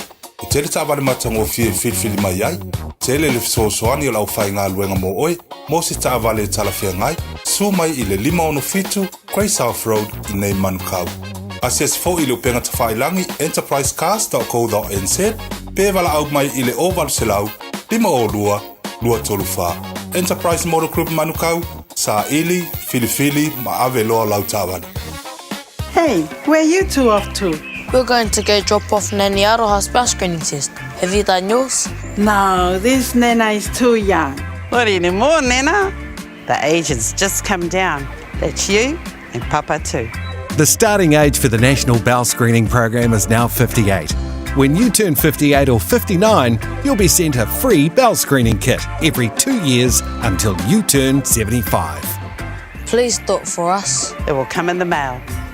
Mo tupe wha momoni Samoa, mana tua loa le Pacific Easy. O loo wha wau pia le taro papitoa nao le limbatala te tongi pia whaunga aina le Pacific Easy app e wha tino ai au tupe wha momoni mai lau telefoni whebe ai. O loo awanofo le tato direct transfer te posi mai ai au tupe le tato account ma wha mani aina fasili lupa le telefoni ma wha tino la fo ino lau tupe ai na whapitoa. Mo le tongi ino pidio le mai, mo li te ngā tupe so se whare tupe Samoa, pe te tongi ni nino no ngā tupe le numpi wha Samoa Housing Corporation, UTOS, Samoa Land, ma so se au nanga Samoa, o lo mawhai na whatino uma i tātou au nanga o le Easy Pay. Mo le silafia, o whasoponia so se vahenga ni usila i o tātou lala, o lo awano fo i o tātou ofisa i o taro mamangele, pe whaunga le Pacific Easy Mobile App, bo le Direct Transfer, whasawa i lo taimi, ai sili ato na whasawa i nau tupe wa taunga tāle penisini. Mo nisi whamtalanga bala au le telefoni o Valselau, o Tasiono ono, po numero masani au kilani o le lua fitu ono, fitu iwa fitu wha, ma le lua fitu ono, fitu iwa varu wha. Pacific Easy, o lau paanga mo tupe wha mo boli Samoa. Hey,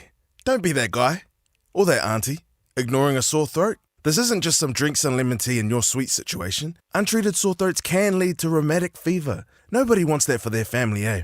Go get your Pepe's sore throats checked at your GP, school nurse, or pharmacy.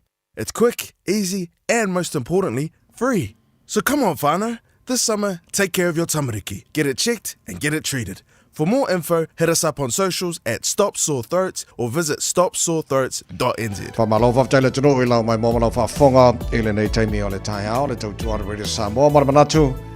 Manu i le tai au, mānunu le no whole tu. Ia le lei, mō tātou fo i sa pisi a le tai au, ta pena nei whanau e. Kua le lei ke le oko. O le pisi au ngāre na, e tua i tātou mulo manai. Relax la iam wha amkwa i wha apu punga i fo le kipoko ko Samoa. Enjoy the Brazilian. Maldo Tassi.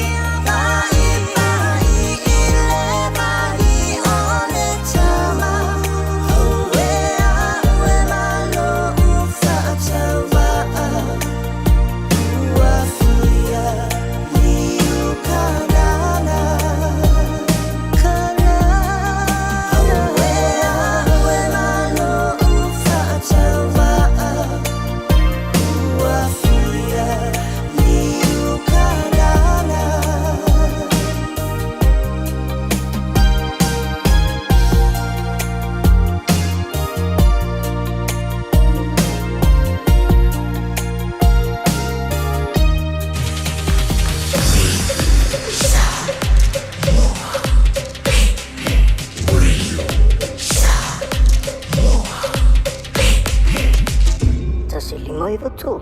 Amo. Wa sa fa iane leisi awali e toton. E fai le lato winunga foi o le vai taimi po le vai ruanga o le po le kirisimasi. Ai lato va ai loa. E sa fa vali bai si urungali papalangi e to olua. Ai pea nga i le fado loe fa tau. Ia fi nau ngore to to ni soli. Ka kuwa ngore le ya nei. Ai si o ngwe le langa simili e fai papalangi le mai. Tatu winu mo sina tatu tu. Pala awa tu lo yo e fol papalangi ya e fa anu tele.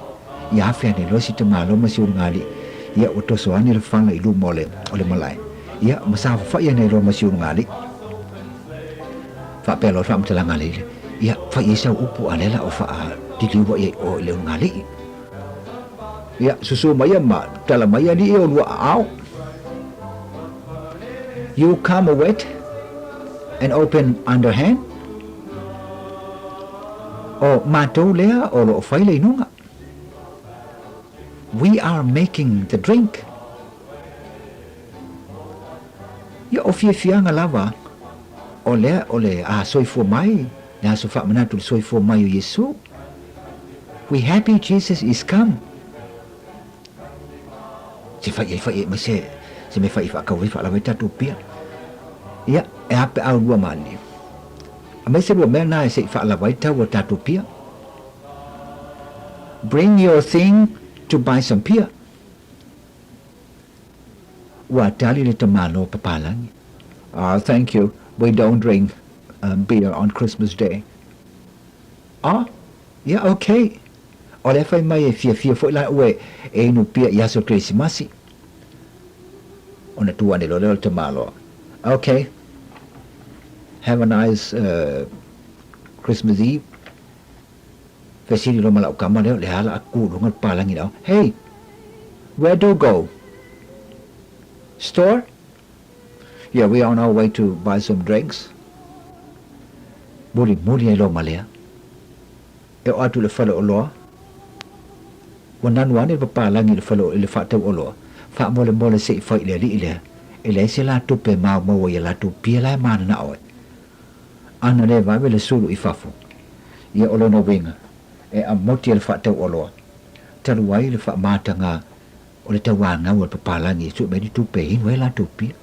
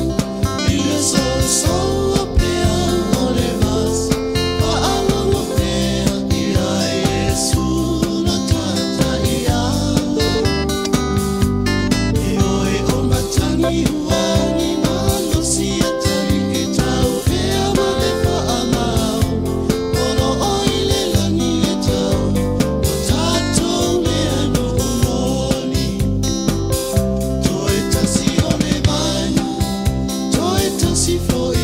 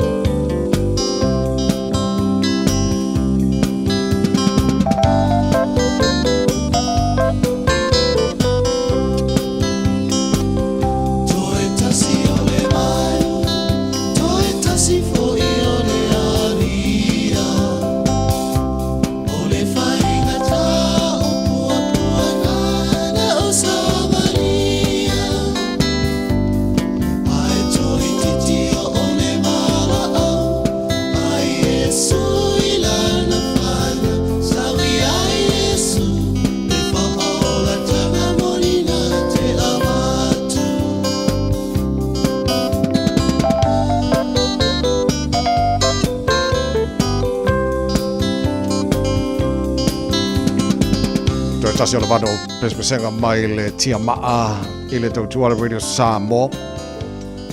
Mo disi fōna tino le a sauni mo whainga malanga I Samoa nei aso. Leo le pui ao le tātua tua le whainga malanga. A mui o tō la o tō tue fo'i le Paradise o the Yandel Sisters. I have wandered all the seas, seeing such wondrous places. Now I'm longing just to see those smiling, friendly faces. I left my heart in Samoa, under the swaying palms.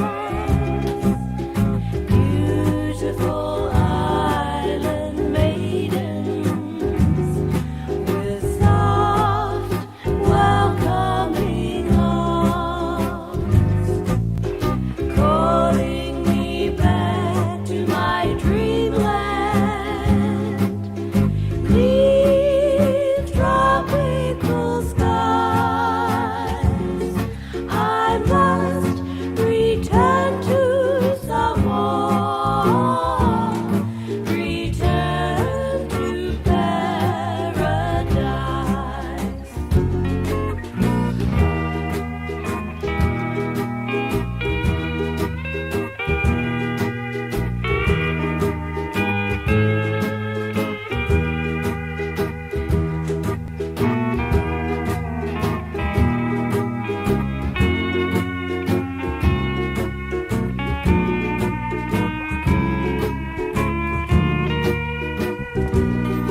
Ole ao fo'i Samoa,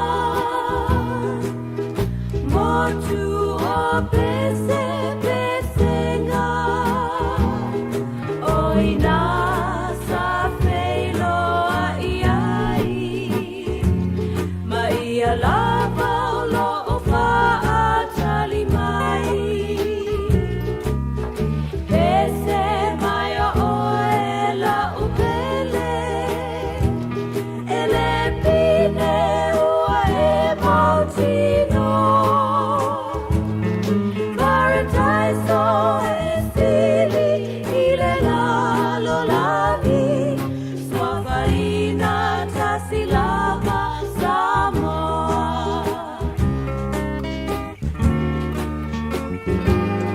I'm going back to Samoa, island of melody. There I met my first love. There he's waiting for me, calling me back to my dreamland. Neath tropical skies, I must return to Samoa, return to paradise.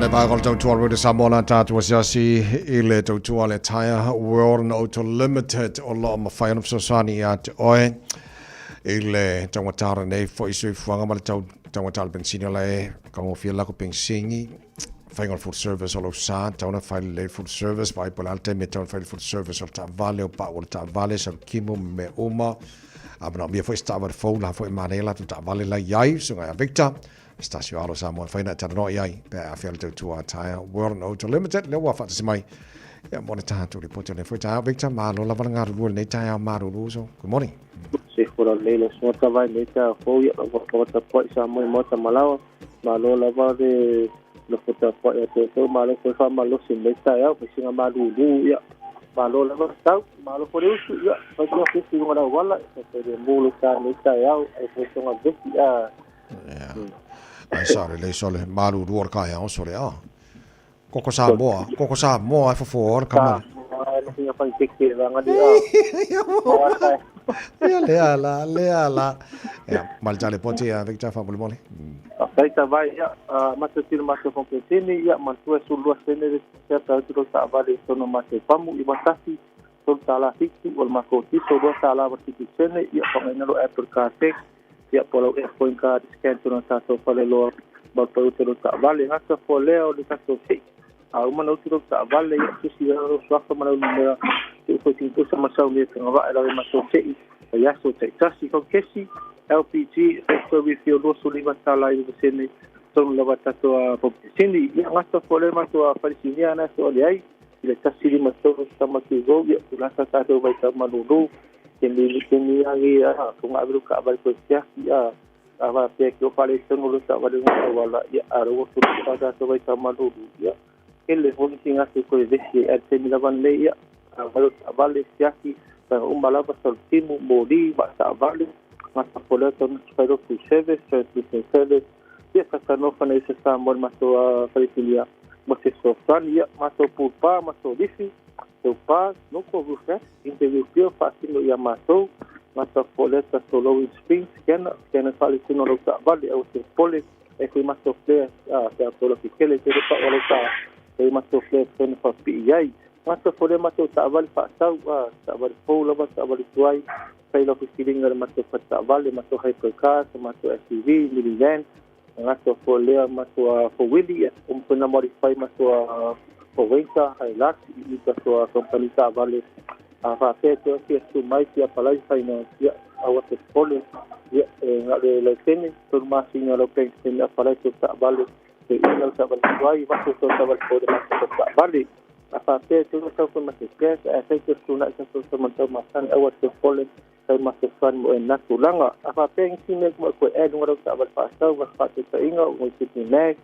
ko pupa ko no ko sai do maso fa mo en natulanga apa te tu asia wal au mai ke suma foi ina maso farisia po informato fatta vali dile mal maso numero o ibar pizza pa so dua o mas so sani mas farpau desse foi tu wala ni la o sa tasi que tudo para pecho ta o tuai tiki max ai tu lima i ngata luas pulua mo se sa vale a fa pe ngai kau so ngeu tiki max e te we lo sa yo que pole mo umala va ma to fa max na luas tu sala de so speed pa fa lo sa puli ma to alignment ma to pole mo ma to pa massage ma to pa la po mo se for Willy la massage o chain to tas no to fitu o le Yokohama Nexus Achilles Nito ya malenenken e si foi pen ilunga ti e fero filinga su mai ya marau men maso numero o ibar tasi solo asilinga yalo sa mo sense fani mo se tulanga lava fa saita vai mo no Victor fa tai mo le potil nei tai mo ni fa va nei fo ia so lulu fo ile foi fer pesele mo fa ko ka mo ya ka o ya le wo mai Oski band Fela mo fa fonga balde time mo le taiao le por kala me maro le taiao re sa mo tono lo mauta maru lo taiao ia po tono fo io fa finga wenga malole na lo le taiao tono ta vale no Facebook ma YouTube ro sa mo la fa te ol pesele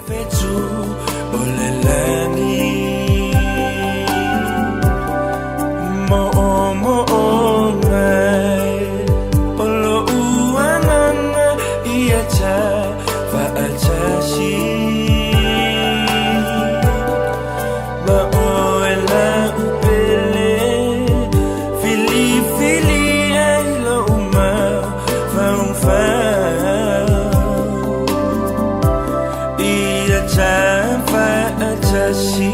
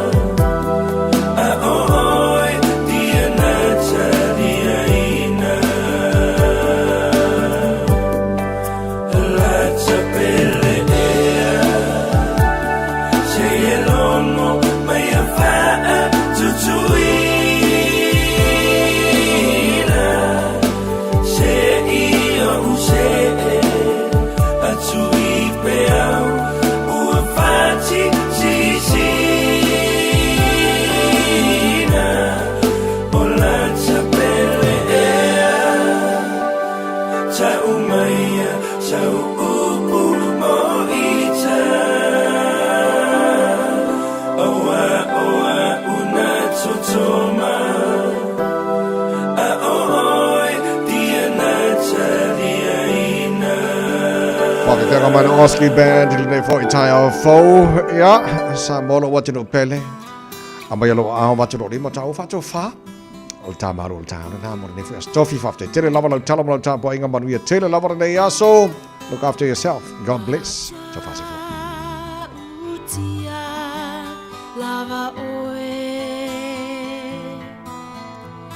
mata utia lava oe si ia elo uloto ia vi ia oe e mata utia lava oe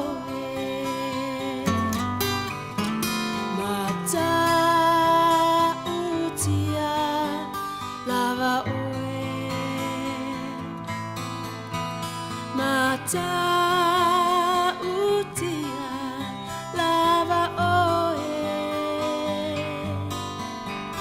o te ifo tapuai I lalo o a ao e mata utia lava oe mata ngofi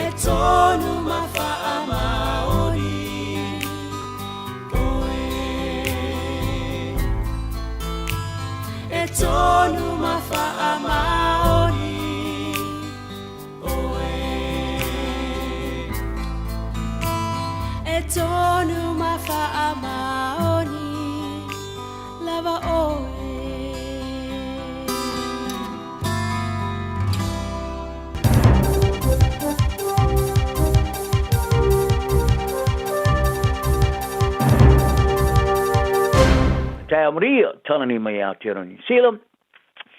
Wala whafunga mai. O tau tino le pātia le leipa, a whai a whiriwhiria le si whai ngā malo o le alato whatapula aina e tutongi o pasi no whaafi ma wala o pasi se. I le lua se fulu tāla le vai aso. I tāulanga au tū a se fulu tāla i so se vai ngole tunu. O ana inga whaatino mo le te pulaa o tutongi o pasi se. Sa wholofola ina le aso na fi o le ato e tu inai tupe i tanga tangata kiwi. E mena whaari ai e te iulu Chris Hipkins. La ia whai loai o se wha mama a venga moni lea li tonga tār soi whanga o lono winga. O li tonga o fio pasese mo tangata whio ai. O le a tele i tupe toe i le whai ungo le vaso. Ma wha tinonga o wala mo whila o inga mo tangata lau tele ele lei mo tangata uma. E sa whai lo foi. E iai nisi o tangata e peo i la tuena nofo i nofo ngai tua e au noa mani pasi mani nofo a whio iai. O le a misia le wha mama a venga. O le ata pula au tonga pasese le a wha mano sia le sumo mo i ulai. I le lua whemara rufu fitu, e lua sfulutala i au kilani, Wellington e makalestate, a se fulutala isi vai ngore tunu. O le aia inga whaatino e whaarua, i tusa mare ono su 5 miliona tala, i tusa ngai tasi, ma whao ngai tasi pasene o whaatupenga o whila o inga i lungo ele le tunu, po le National Land Transport Fund, e pena whaari ai Hipkins. Whaari elsu iso upu mo whila o inga tangi utikere. O awala o whila wa inga mo tangata lau tele e le te tau ana tangu tā mo tangata e le ngā whatia ina. Aore tai jai whono o le whātou sina le pātia le National, Simeon Brown, o e wharia.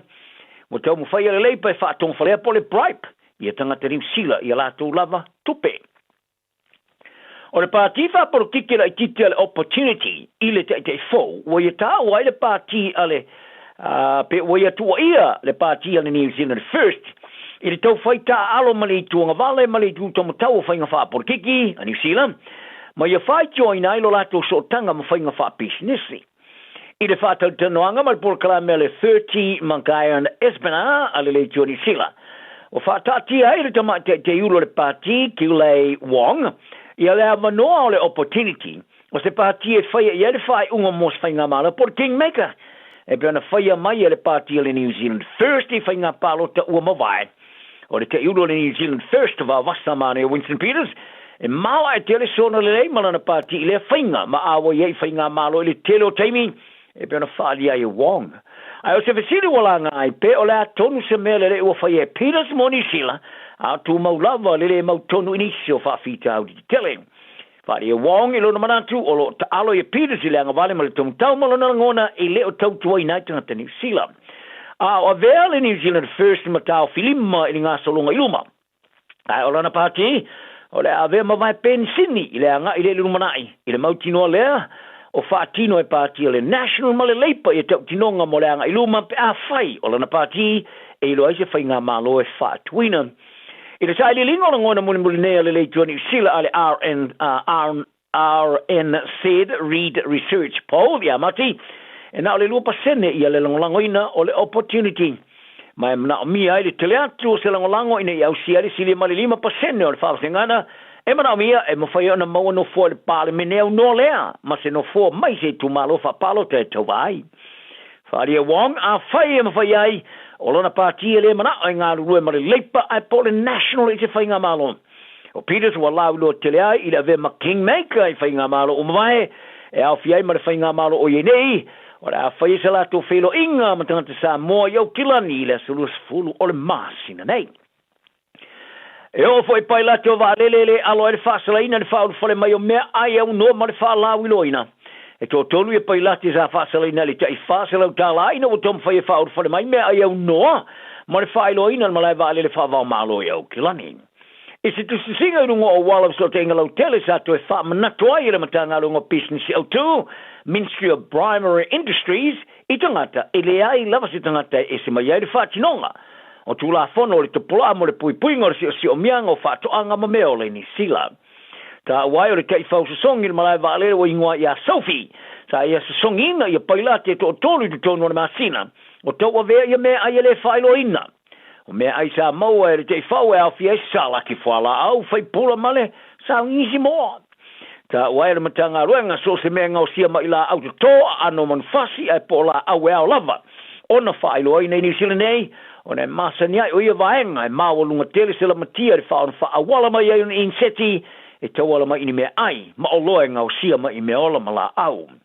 Whaaria re sui so upo le mata ngā ruenga, whaau popo ia i le mata ina telo ne ngā ruenga Sophie le masina, o le susongi nai o pingaki ma se lau whai. I tu tono se tanga o le ofo se pāsese na te le whai loina. Nei pai la te a vaalele ma le pāsese sa tau whai whasala ina le whasalau ta la. E si li poti fōo whai loa e tangata kiwi e fōringa mai o te le atu le tilo ia saina o se wō. Nei lo le United States o Amerika mos te mua mua i tono se furu tau sanga. O le sai li lingo la ngona whaale tau sanga i le tilo le i tangata Asia o le loa whimare furono po le Perceptions of Asian People 2026. Sa whaia le wha vaya Asia New Zealand Foundation i le solulu lea sa mawai. O whaamtalanga anga ia saina ua maa whana. Tanu mai sa ili ngona ngona muri atu sa whaia. I se tilo iai whale wō, o si tia mai le tos 4% sa ia i le fase 4%. Au le teimi la whailea, o whaamtalanga e whaia anga ia Amerika o matua i maruluina. I le tilo iai whale wō, o matua i pasi lalo ma le ona sutas % sa iai i le tos 4%. O whai loa i fōi, tangata ni sila o wha wawana wa aia ia pani o se wōwa wālalata ni sila ia sia, se unga e tū mau e le sui e telu mai le fasili sa urai fasilingi aina i le lua afese funman fitu. Singapore, Filipina, Makore Saute, o tilo e oisi o tunu a sio ni wola ata la te tele ni sila e pona tā wai le lipoti. E le tāo whaingo le lipoti o tā wai o no le tele atolo i tau le rangi o yenei o tilo e ni sila moniana wō. O le whaatuatuanga i maro si anga whaitulangi e peo ia pani in tia in delicious. Saina ma Australia o sitia. Ai o se whaatuatuanga ia Amerika o whawawana palasi. O le whaatonu ma le li professor so tanga whawao malo o le no fuanga Moses Wenga i fuanga whaatino. Po le Center for Strategic Studies i le University of Victoria Wellington David Cabey. Wi whalia o li ungo le whaali ngolangona e le o whaate i ai. I tālonga stamata alo la kapisa mo Engelani, wani potia le tua ia le awhia i se vevesi sali le mai, i se kalapu. Sa awhia i mara kapteni o la ukirikite Engelani a Ben Stokes, mara isi tamata alo Engelani, Gus Atkinson, ma ua lama tia ai le tolopu mai le tālonga whai taurielo na lua, mara sila o no le solio tu unga le au. O Stokes a whanau ni sila nei, wa ngia foi inisio li potia whaona whamawai mai o no, whaona whamawai o no le vevesi. Sa whaari aere whona whaatono o kirikite Engelani mo Wales. O le ato o lua sa awai se vevesi ma se tamata alo laka pira wa vea o Samina. Le whaato iloloina o le Black Caps a New Zealand no whanga o le kirikite Engelani Lords lea i le aso sa. Ta awai o lo lato ta paina ni so whaamtalanga i le vevesi ma le wholofoloina o le au mo le tālonga whaavao ma lolona lua o le a whairo stimi vave. Ai tu sa malili poti ale vanga o tala ale thetimes.com. E teli tonu o le tamata alo le kalapula kapia Saracens sa awai le vevesi ma Stokes ma Atkinson o totoa au vaa e rusu testo sanga. O le tamatino maurunga le ono futu lima inisi se lau lus fulu lima kilo kalama le mamafa o se vaenga le polo kalame o tama ya tina ina al kalapo le Saracens po le Academy mai le teminei e le ita alo lava ile au numero tasi al kalapu. Ai la sari po tia fo ele lo minga ale the sun. O le tama sa mo sa e te tununga sa ia mo lia i se tui. I nei tama Engelani a o samina latu manu malo i ani sila. A nei lo le lavea o seisio le to lua, a e lavea se kulaki, e pui nei tama ta alo. E pena sa mo mi ai filo e su i ai marua, e pena li puti ai. O le ta longa fai te uri alo na lua Engelani mani sila e fai ala su fitu o le masina nei uni. O le alo ka piliti le West Tigers wa nau e toa wina mai Israel Folau le tamara sanga le NRL. A ele io ile sa fata pula a tos fulo uni apitai. E aona la to fata tunuina le komisio le kapiliki Australia o se tu ai ngotangata le ai maramia ele le kapiliki. Ele mai ai fulo to sanga e te alo le NRL o tilo e folau te te liuri ta longo au te to su tolu le to su marfito to sanga le matua. Le butia ele le tio le Radio 2GB. O le asui mo le au le kapia le Wallabies ma le Kangaroos Australia. O no e te liu le kapiliki mora kalapo le West Tigers. Sa sota ia pule le kalapo ele o le stos fulo uni lea, le asfata pula pe tai. O komisio le kapiliki Australia o ave nema fala vela ve. Ma le temi o mana oi folau e te liu le talonga o pilo sili atu ona leanga, pe atil tiro le nganu ngalu. O le lango o maua le tamata alo liki mo mua ia Kane Evans. Ina wa mai ona ia whaalia ra matanga le vasa nei, le por kalame le 100% footy, a le televisi iwa o ia kei. O se mata upe maa le ale, pe ona whaalia e se mori mau le vaenga tala ale 9.com.au. O whalau sa ali mai yani vevesi te mi o tona ile la kapia Australia, ina wa ia whaalia, i lungo o wala o so tenga lau tele, o le Malaia o whaatutani mai mo tangata kei. O le tōlu o whalau o le tamata i Samoa New Zealand sa lau no tele neti polo le Silver Ferns sa New Zealand, solo naima Maria Tutaia. Tala nal nei aso. Ia ile anga malui a toe mai maria lo waso. Radio Samoa. Taslima iwa tolu. Amo.